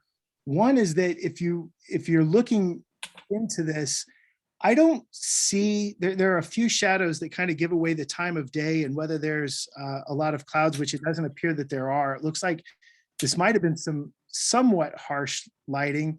And the reason why I say that is because I wish there was a little bit more information in these super dark areas. The blacks are blacks, the whites are white, but it seems like there's limited midtones. And I don't know if there's just a few zones, but this is where HDR cameras just can do an amazing job in pulling some of the information that's in those deep, dark shadows out. But that's just a personal preference. And I think it's because, as I mentioned earlier, I personally want to know what's happening in that building. What was this barn doing? Is there anything left in there, right? I mean, there's a story here, which is I think part of the appeal. Well, it's a big part of the appeal of this photograph. I feel like there is a story here. It's an old chicken coop. Is that what that is? It was. Was? Yeah. Yeah. There was a lot of junk just, laid over from the old, the shelving and the cages in there for or whatever you call them, the little pens for the chickens. Yeah. They're just a big tumble inside that thing. So well, that's but I mean, what it was. Okay. Well, that's, I mean, again, I that's interesting. That's still kind of part of the story. The one question I think that I had about this particular photograph, and this was definitely a concerted effort on your part to make it the ratio aspect that it is. So it's a very long, wide photograph. And in doing so, the whole barn, it seems, is pulled off to the left just a little bit, leaving a little bit more space between the edge of the barn and the edge of the photograph. What was your decision to move that off center just a little bit? Oh, at this point, I don't remember. I remember going there. I remember what I was doing that day in this old farm we were wandering through, just taking some photos. But why I framed that the way I did, it escapes me now. Like I say, that was been a couple of years ago, or actually, 2018. It's been a few more years, been about 4 years ago at this point. But yeah, I really don't recall why I framed it that way. And that's okay. Well, like I said, there's no wrong answers. I'm just kind of curious as to why. And I say that because this is one of the few elements that's so much in the foreground. I'm not sure if you can see this. It's so much in the foreground that it's just ever so slightly out of focus, which is understandable. It's depth of field. We know how that works. So it's, it's obviously closer to you. And I just thought if you cropped that out, it would have centered this piece and it would have taken just a little bit more of that out of the picture. And it also would have kind of squared this up a little bit, made it more of I don't say standard size. That's not necessarily a good thing. Sure. I am not a fan of making something a standard size because it needs to fit into a frame. I feel like a photograph needs to be the size that the photograph demands, be made into. The only thing I can think of that why I may have framed it the way I did is because all that wood was barren, and so it kind of, I thought, added to the decaying structure that was behind it and around it. Like I said, I think that tree or that branch laying out there in the foreground was actually a dead limb laying on the ground. Nice. The rest of the trees were alive, but they just had no leaves on it, because this was in November of 2018 when I shot that. It is November of 2018. That's correct. And here's the thing is, we've got another photograph that I'm going to get to here in a few minutes that does show some activity off to the side, which puts the main object off center. And it does exactly what you were talking about. It does leave you a sense of context.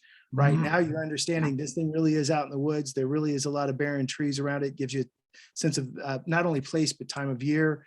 So there's some other information that comes out of that. And in some cases, it works.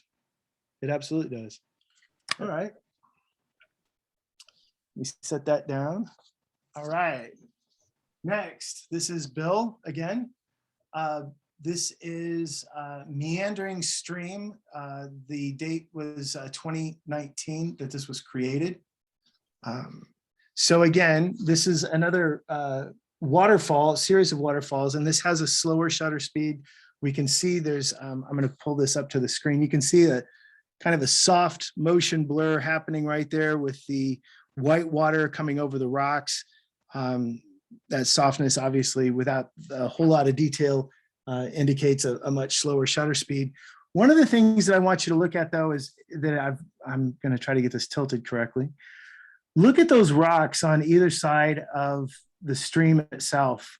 Those are some very interesting rocks. And when I started looking at this picture on the whole, I came back to the same issue I had with the first one, which is how would I crop this?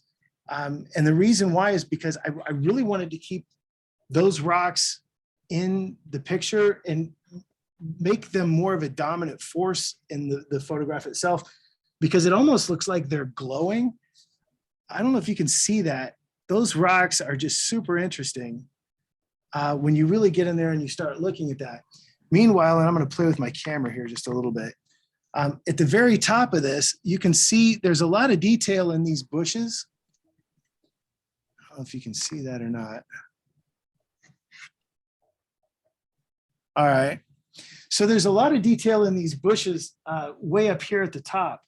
And it's kind of a it's a contrast of tactility, right? You've got very spiky things over here, and then these beautiful, this almost looks like shale, or I don't even know how to describe it. Those rocks just almost seem like they're glowing. So this is another one of those times I thought, let's see if I can do this verse.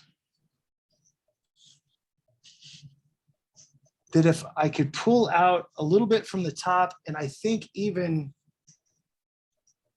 it's gonna take me a second. I've only got two hands here. Here, let's see if I can put this one on.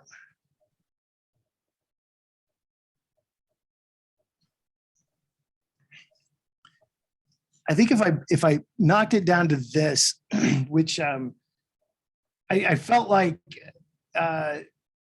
let us see the line of the white water a little bit more. When I take these off, you'll see that white water kind of disappears. So our leading lines kind of start at the top and kind of come down to the pool at the bottom. We could even maybe have cropped a tiny portion off the bottom and really zoomed in on that. I don't know that even those croppings would have been the absolute best, but I do feel like the contrast between the tactility of these really kind of, the way that it's cropped now, I feel like takes away from this beauty that's going on down here.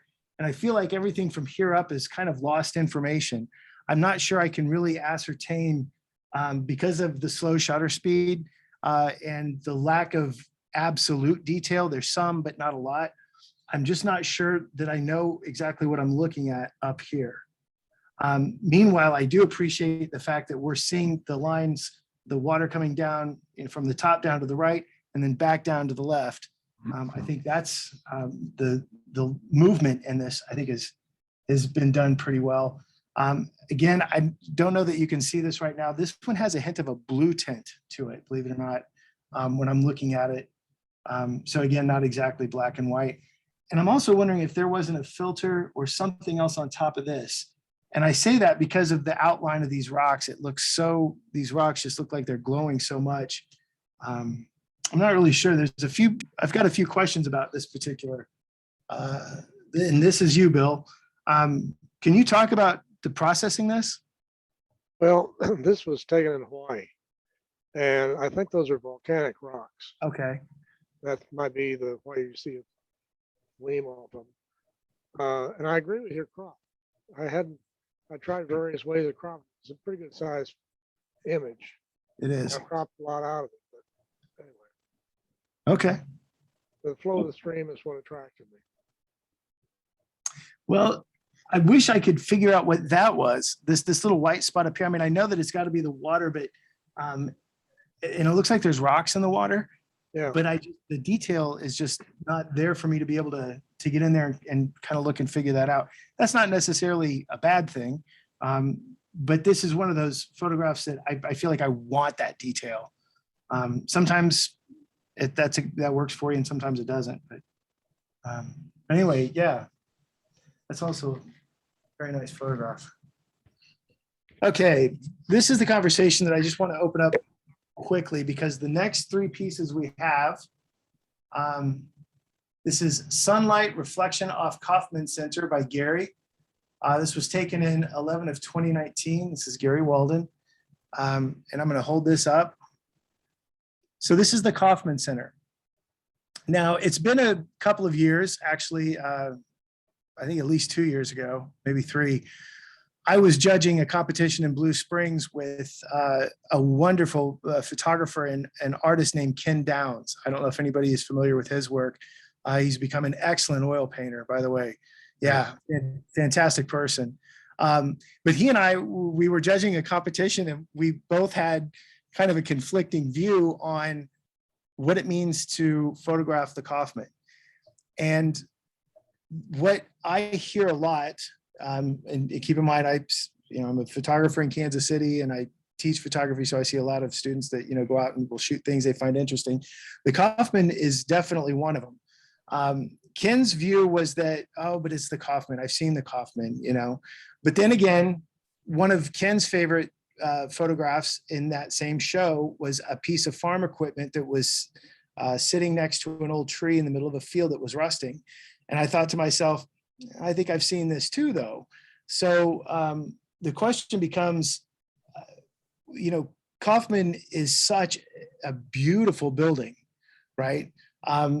The argument became, are you making work from somebody else's art?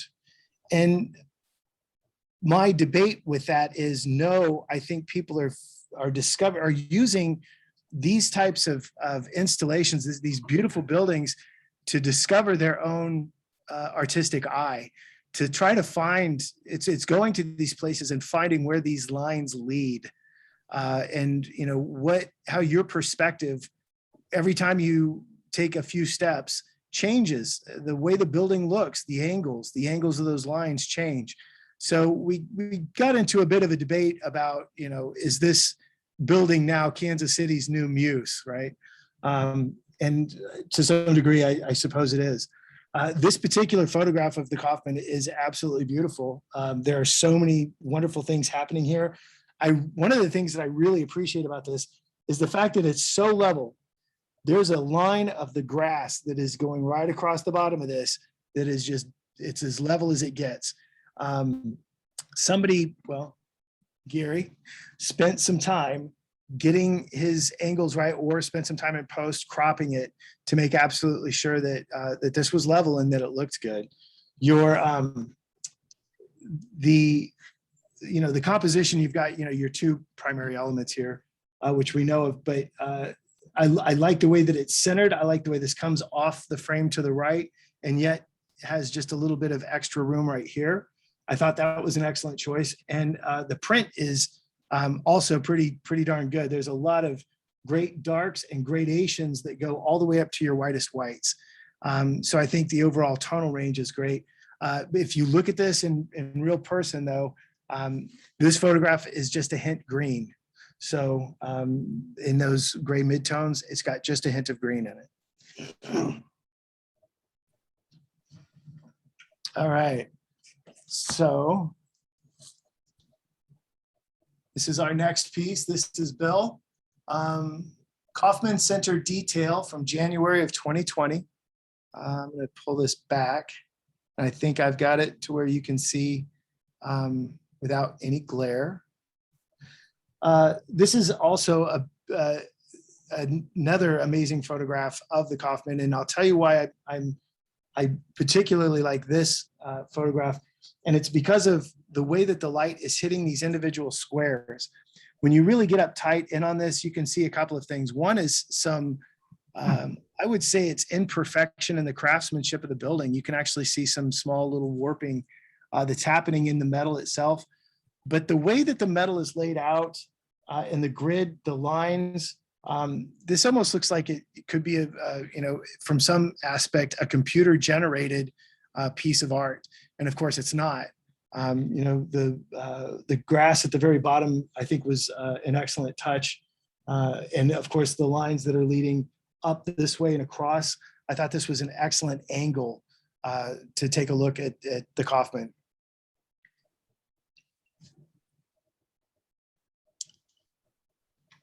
And next, of all the photographs of the Kaufman that you all turned in, I think this probably would be one of my favorites. And it's for a lot of the same reasons. This particular piece though, because this is a landscape and not a portrait, right? Because of that, there's more magnitude. There's a sense that this building is a little bit larger because we've got this wider understanding of the distance from how close you are here to how far away you are here. And because of that, that truly lends, I know it's an abused word, but a sense of awesomeness to the size of this structure. And again, for a lot of the similar reasons, you can see the gradation of the tones, excellent tones. This is really black in here underneath the grass. The way that the light was capturing this grass to keep this line going right across, I thought was also an excellent decision. And I struggled a little bit with the amount of distance though here at the bottom, but I reconciled that it really does have to be there to get the width, the placement of the building into this the way that it needs to be so that you can see the magnitude of the building. It was a beautiful time of day. The highlights on that grass, there's just a lot of beautiful things that are happening in this particular photograph. This is an excellent photograph. It's also printed very well. Whose was that? This is, I'm sorry, did I not? This is Dennis. Dennis Lindell? Yeah, Kaufman Okay. Center at Sunset. I'm sorry, I forgot to. This was taken in January of 2020. All right. Hey, two more. All right, next, I want to make sure I'm holding this. Okay, holding this up correctly. This is Checkered Pathway by James Schultz. Was taken in October of 2017. And I am guessing that this is the St. Louis Arch. The St. Louis Arch, this is, honestly, this is one of my favorite photographs. The tonal range is fantastic. This shape as it comes up and out is absolutely beautiful. And I've tilted it other ways thinking, you know, do I want to see it differently? And that's the reason why I had to check again to make sure that I was looking at it coming up top. The orientation, I don't know. I did like it this way. If you've ever stood at the St. Louis Arch, I felt like maybe this would be more of what you would probably see. But I think from a piece of art standpoint, I do like this orientation. I think at the end of the day, this was a very good decision. And it's because you've got this wide positive element in the center. Of course, you've got all this negative space, which does wonders in working for this piece. But you've got this huge mammoth object that just so beautifully and elegantly, I'll even go that far as to say it's elegant the way that this becomes smaller and then twists around and goes right out of the picture frame. The fact that this is made from all these different squares just gives you another layer of interesting subject matter to look at, especially when you get into some of the detail in some of these panels of metal, which is also true in those Kaufman photographs. I don't want to take away from that either, but this is a little bit more weathered. And these metal pieces don't have, they're not as congruent. They're not as that's not really the word I'm looking for. Uniform, the way that, I'm going to bring this piece back up real quick. The way that this is, when we look at this piece, we can see that the color of each of these is fairly uniform. This is it's kind of a standard piece of metal, but because of how it's laid out onto the building is determining how much light's going to be reflected, which is going to determine how dark or light or what color it is, right? But here we've got weathered patterns on each of those metal pieces. And to me, that is just, it's beautiful. It's interesting. To me, this has so many wonderful things working for it. This is, again, this is one of my favorite photographs from this series. Checkered Pathway. Again, this is James Schultz. And last but not least, this is Donna Long. It's called Untold Stories. And it is, this was taken in August of 2016 from, it looks like Foam Lake in Canada. Foam Lake in Canada. Now, when I mentioned earlier that I had this conversation with Ken Downs, and he was talking about scenes that you might see, out in a field that he connected with more so than he connected with, say, photographs of the Kaufman, which he thought was kind of overdone. For me, we could all make the same statement that, well, an abandoned barn or, an abandoned piece of equipment out in the middle of a field has also been done. But the question is, what makes it interesting? When you get into the detail of this particular house, I have more questions than answers. There's some graffiti. I don't know that you'll be able to see it. I'm going to try to bring this up. Right underneath that window, it says "die." Yeah, it says "die" on it. I was kind of hoping it was German and they were trying to say, like Die Sonne or something, but it's "die." So this had been taken over. Also, there are, if you look at the house, it almost looks like there were support posts that came out from the interior of the house that were cut off at the plane of the house itself. All these little squares, those little highlighted squares, it's just bizarre wondering what happened to this house. And again, the title of this piece is Untold Stories. Now I'm going to go back to the last picture we had, the falling down chicken coop, and say that these trees, these bushes right here, threw this off center, but I think it made this picture. I feel like those bushes, along with this blank space just on the other side of it, along with, there's so many things that are going well for this photograph. It's beautiful. The detail of the grass, there's a lot of detail in the clouds, but the lines that come across here, you get an understanding of where level is, you understand where the house is, but you also have a better idea of the context of, that it really truly is out in the middle of nowhere. And yeah, there's a lot of questions about what happened to this house. And the more I look at the shape of this house, the graffiti that's on it, some of the things that have happened to it, this is definitely an untold story. This is definitely an untold story. All right, so Kathy, I'll get to your question now. So I laid these out in specific order so that I could tell you what my first, second, third, and honorable mentions are. And in the open category, this is my first place choice. If you look at this photograph, it is absolutely beautiful. It was printed well. The detail is there. The tonal range is there. It's an exquisite photograph. So that's first place. This would be second place. Loved this photograph. Again, I've already kind of covered those reasons. I don't want to beat a dead horse, but compositionally speaking, it's so elegant. There's something beautiful when you can take something and simplify it. And this is an excellent example of that. So that's second place. Third place, as you can tell, we're just kind of going backwards. Third place, this would be Dennis. And this is his version of the Kaufman.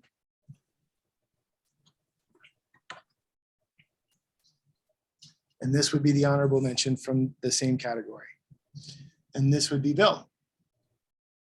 So Kaufman Center detail. And in the assigned category, in order, first place, this would be James. I absolutely love this photograph. Like I said, I think it's one of these that you have to see in person to really get your head wrapped around the detail that's happening in this, but absolutely beautiful. Thank you. Second place is Donna Long. This would be Loose Ends. Again, this picture has so many wonderful things going for it, none the least of which is tonal range, movement, and the printing quality. Stunning, just The beautiful. presentation. Yeah, excellent, excellent. Third place was Bill. Again, I wish some of the midtones in this could be bumped up a little bit, but what's happening here is there's so much, again, detail in this. You can get lost in this photograph for a long time. I'm sure that this is not coming across the computer the way that it looks in person. Again, it seems to do a little bit better if I get closer. So I think it even looks a little worse on the computer screen, but still one of my favorites. So this is third. And this is my honorable mention, Dennis Lindell. Title Aliens from Outer Space. All right. I think that's all the photographs that that I was given. I will diligently put all of these back into the sleeve. And Bill, I've still got that blue pouch that you gave to me 2 years ago. So I will, somebody can just reach out to me and let me know how you'd like to get these hard copies back. I'll be more than happy to return these at your earliest convenience. I'll get back to you and let you know. Aaron, thank you. On behalf of the club, I thank you for your critique. That's very good. Enjoyed your comments and I enjoyed the way you kind of get in there and dissect, what you're seeing, what you perceive, and I really like that. Well, thank kind of the way Raymond chops us up a little bit when he does us. I mean, he's not afraid to go to the bone, and he does, and that's what I really appreciate when somebody can just sit there and cut right to the meat of it and say, here's what you did right, and here's what you did wrong, and here's what I don't like or what I do like. I like that. I like those comments. Good. Well, thank you all for having me. Thank you. Nice to Really meet you, appreciate Aaron. it. Thank you, Aaron. You bet. Thank you. Well, if you're interested in doing another Really critique great. course next year, we'll definitely keep you in the mix if you want to do it. And, Absolutely. we've got to yet pick our subjects for next year, so don't know what those will be yet. Okay. But I'll tell you what we'll do. I'll send you an invite to our September meeting if you want to hear Raymond and Tom go after us, because Raymond's the master. My hat's off to the man. He knows what he's doing. He knows how to do not only get the print, he knows how to do the processing and the printing. He offered a course out at his house here 2-3 years ago, and I took it, and I'm very glad I did. And I picked up so much just listening and getting the examples and that he was giving everybody. I thought, man, well, if he's willing to give up what's in his noggin, I'm going to go out and get some of that. And I really enjoyed that. Fantastic. You really added some things on how the prints looked and what kind of tonality they had in them. And a lot of times we don't hear anything about that. But I think you're one of the best judges we've ever had. You gave us really good, really gave us exceptional input and a good description of what was going on in every photograph. Well, thank you. Keep in mind that I've had these things for 2 years.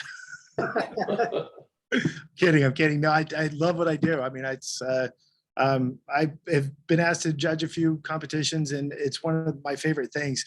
I tell people nobody has it better than I do. I get to look at photographs for a living. I get to work in photography. I get to work in art. I worked pretty hard to get here, but nobody has it better than I do. I love what I do. So thank you very much. I appreciate that feedback. We thank you. Thank you. Thank you, Aaron. Thank you a bunch. We'll talk again. Let's do. Yeah. Be happy to do this again. Okay. Yeah. The only Kathy had mentioned a couple of years ago or so that that sometimes you can sit in on classes. Uh-huh. are you still holding open classes? In other words, it's not all virtual or Zoomed classes. Well, are they? it's kind of interesting. It depends on the class, depends on how often we meet. Right now with COVID being what it is, we probably will have a few more Zoom classes at least at the beginning of the semester while the semester actually starts next Wednesday. So we'll discuss the syllabus and, kind of go through all those introductions. Not much about photography, but, if anybody ever wants to sit in on my class, I think there's a school rule that says, you can only sit on so many classes before you have to actually enroll. But I've never had a problem with people sitting in on my classes ever. So if anybody ever wants to sit in on a class, specifically if I'm teaching something or talking about something that's particularly of interest, absolutely come on in. I feel like, especially on critique days when my students are putting their work up, the more voices you have, the better feedback people are going to get.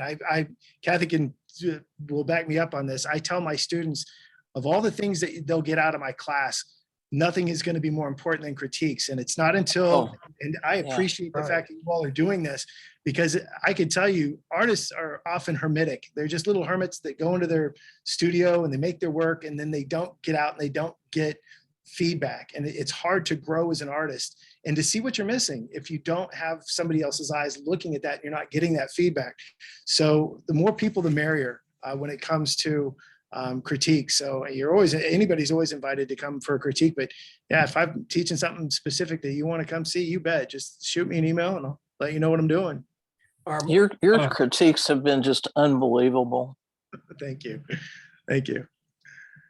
A lot of artists, unfortunately, are too thin-skinned. That's true. Absolutely. That's true. That's true. I kind of tend to think this group, nobody in this group really wears their work on their shirt sleeve, so to speak, so you can beat them up a little bit, and everybody takes it well because we know what we're asking for. We're asking you to beat up our work a little bit, so it makes us better. Well, and I mean, that's how you get better, right? I mean, I'm the same way. I have to have somebody not only look at my work, I proofread my papers. I can't look at my own stuff critically. Yep. I can't. It's easy to get attached to it. In fact, one of the things I tell my students is keep in mind that a criticism about your work is not a criticism about you. They're two different things, and people get emotionally attached to their work, and I can understand that. But it's important to be able to grow as an artist, to be able to see those things and say, hey, that's a good suggestion. I didn't think about that. Or, maybe I communicated something I didn't want to. Or, yeah, you're right. Yeah. Hey, Aaron, do you have one of your long exposure pinholes available? Yeah. Hang on a quickly second. Could you show us one of those? Because that's one of the most interesting things I think anybody's done, leaving up a can over a year to see what comes out of it. Yeah, these are let me open this up real quick. I say that maybe it'll open. I think everybody will have more of an appreciation of you as an artist seeing some of those, because that's such a bizarre procedure. It really truly is, and it's becomes more bizarre when I tell people that it's made from trash. It really is. So how about this? Let me hang on. I've got so many things going on right here. We go. Hang on a second. I wish we could offer a tour of the new fine art design studios, but now it's just not a good time to do that. But I'd love to have everybody over sometime for a tour of the new building. Yeah, well, as soon as they open it up, yeah. I mean, I'm sure that'd be something we could do. Let me see here. I'm trying to get back to my original screen here. Hang on a second. Kathy, has that changed from when I was over there with you? Yeah, it's a whole brand new building, and it's laid out completely differently than the old building was. It's really fascinating. Okay. You still have the printer labs though, and so on? Yeah. They're a little different now, but they're still pretty cool. This is the best I can do right now. Unfortunately, I'm on my really old, super slow laptop, and the photos that I have are huge, unfortunately. Hopefully you all can see this desktop background, what you're looking at is 6 months of sunsets over downtown Kansas City. On the very left-hand side over here, these streaks are your winter solstice. Over here on your far right, that's your summer solstice. And in between is every day for 6 months. You can see some of these streaks are missing. I actually wrote to, who's the guy on Fox with the weatherman, Mike Thompson? Yeah. Yeah, I wrote to that's Mike fine. Thompson and was asking him, can you tell me about the colors? You know, first of all, I told him that this is a map of the weather over the course of 6 months. You can tell when it was sunny, when there were clouds, when it was partly cloudy. But anyway, there were also some discrepancies when I pulled these images out of the cameras that were associated with color. Sometimes the streaks would be different colors. And I got into a great conversation with Mike Thompson about particles in the air and how it changes the color and the intensity of the sun. And it was just really interesting. But essentially what this is trash. These 10 cans, man, Altoid tins, liquor bottle tins, coffee tins, cookie tins, tea tins. I turn into a pinhole camera.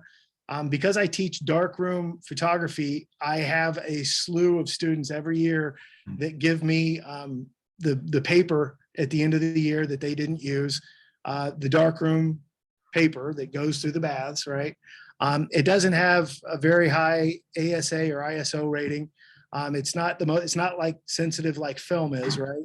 So I use that paper in a pinhole camera. That paper is my film, and then that pinhole is small, depending on the size of the can. It could be 0.02 millimeters in diameter. I mean, these are tiny. I have to get micro drill bit sets to get the pinhole right. But then I just take these, usually about 15, 20 of them out, and I try to anchor them in place as best as I can. Keep in mind, these are out in the elements for 6 months. So you're bound to get some wind shift and things like that. But once in a while, you get a gem that comes out. This was taken from 9th and Harrison. There's a nonprofit called Restart, which helps homeless people get back on their feet.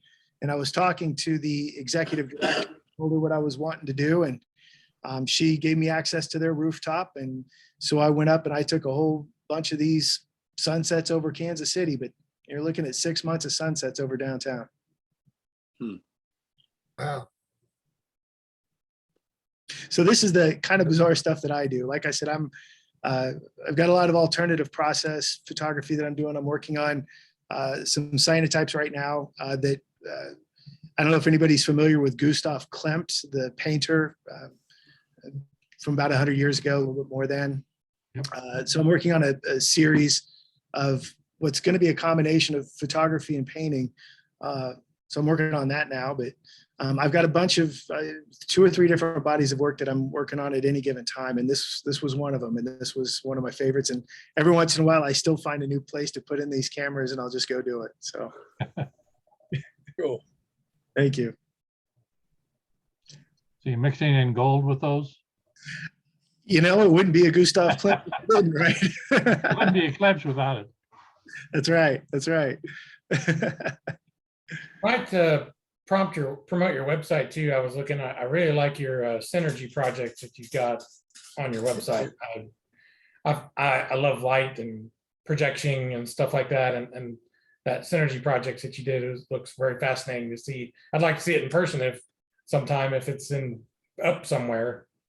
You know, I really need to show those again. I've got a couple of them. I don't know if this is a good idea or not. I'm going to spin my camera around so that you can kind of see that this is my studio. And a lot of those synergy projects are on the other side of the wall over there, including Spirit Yeti. That's the one that visually displays the voices of dead people. He's back there. But yeah, I'd like to put some of those up and put them back into a room. It's a total transformation of space. When you walk in and you see what you can do with light and cheap light, it's not like you have to buy really expensive lights to be able to create what's truly a phenomenon. Phenomenology was what I studied in grad school mostly, and it's how to use light to change perception. And that's where the Synergy projects came from. And I still think they're some of the most fascinating works that I've been a part of. Nothing is cooler than watching, and it's especially the little kids. When I've got something showing in a room and, you know, you've got moving lights, you can imagine moving lights anyway, there's a sense of wonder, and people, a lot of times when they walk into that space, will completely disconnect with everything that's been bugging them, you know, because we all live the same life, right? We've got to go to the DMV to get our driver's plates renewed. We've got to pick up, you know, prescriptions from the grocery store. I got to call mom back. We got to get gas on the way home. All that stuff, you can watch people walk into a room and just, their mind becomes blank. But especially children, it's just funny to watch them go, you know, and they It walk. is cool. Yeah, when they see those. So yeah, that's it. Those are fun projects. That's one of the most fascinating things. And I don't know how you ever came up with those ideas, because they're just so different than anything else.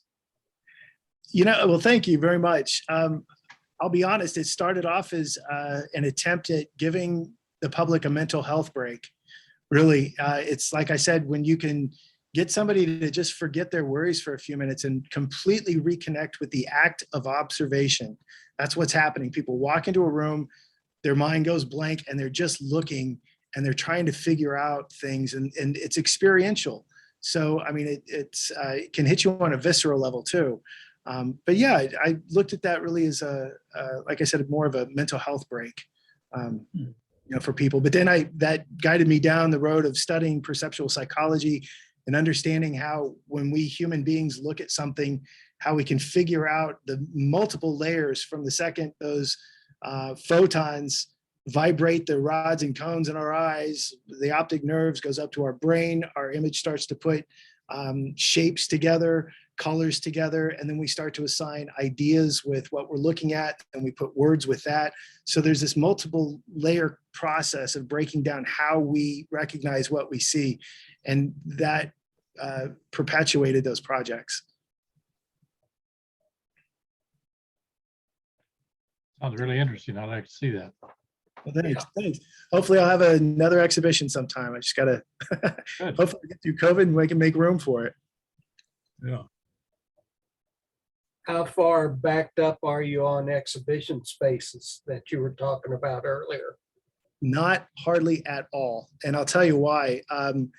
When I was, you know, we've got this gallery in the Crossroads, and when COVID hit and First Friday stopped, you know, there were two thoughts here. You know, the Crossroads kind of became a party spot on First Fridays, but at the same time, it was also an opportunity for artists to get out and engage with the public. And when that stopped, you know, like I said, artists are typically hermetic. They, you know, crawled into their own environment. We were all on lockdown, so I mean, it's no wonder, right? But artists, I have been out beating the bushes trying to find people to show work, actually. And I've got, you know, Johnson County Library, I've got, I just put in Jack Campbell a couple of weeks ago. He'll be up for, I think, 3 or 4 months. I've got somebody after that that'll be up for 3 or 4 months. But I've got nobody after that. Right now, the Crossroads Gallery, I think, is completely down. In fact, I know it is. But I'm probably going to be handing over the reins to a different curator, but she doesn't have anybody lined up at all. And then the Pendleton Arts Block, which is where the Kansas City Society for Contemporary Photography is. I don't think I have anybody in 3 months. So I've got plenty of openings. So the best way to get a hold of you is just send you an email? Yeah, send me an email, or if somebody could I could put my phone number maybe in a chat. Yeah, I mean, feel free to text me or call. And how about this? Let me just give permission to send out my contact information to the entire group in a group email. If somebody could do that, I would appreciate that. Yeah, feel free to contact me about anything. I think Kathy will tell you, I'm I'm pretty much an open book. You know, I give my students my cell phone number and tell them, if you get stuck, call me. Don't let my class frustrate you. Right. So I field questions all the time, and I'm happy to do it. It keeps me engaged in art. These types of things keep me engaged in art. And so I appreciate the opportunity. So feel free to call me about anything. Okay. Yeah. Sounds good. You bet. We can make sure you get the group email address if you want. I can send that to you. That'd be fantastic.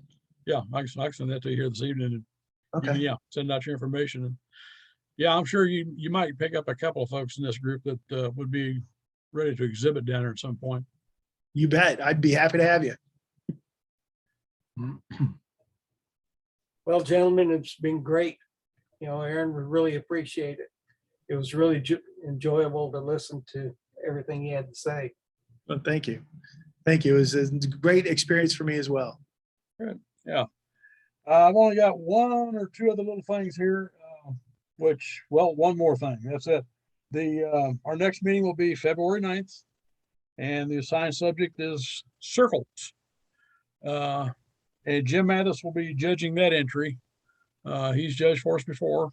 He has his own photography business, which was out in Corporate Woods. I think he's closed the office, and he basically works out of his house now part-time because he's kind of semi-retired. But anyway, that's our next meeting and our next subject. But yeah, Aaron, we really enjoyed this. It's been very informative, very good. Thank you very much. Thank you, Aaron. Enjoyed it too. Thank you. All right. Thank you. Thanks, Aaron, and thanks for showing us some of your stuff. Yeah, you bet. Sure. Well, Aaron, I'll send you that email. Raymond and Tom, I will also send you that list I was talking about earlier. So that way you guys can look at that whenever you want to pick out our September subject that you're going to critique. That'll be fine. Other than that, that's all I have, folks. Everybody's welcome to stick around and chat as much as you want to. All right. I'm heading out. All righty. Good night. See you later. Good night, y'all.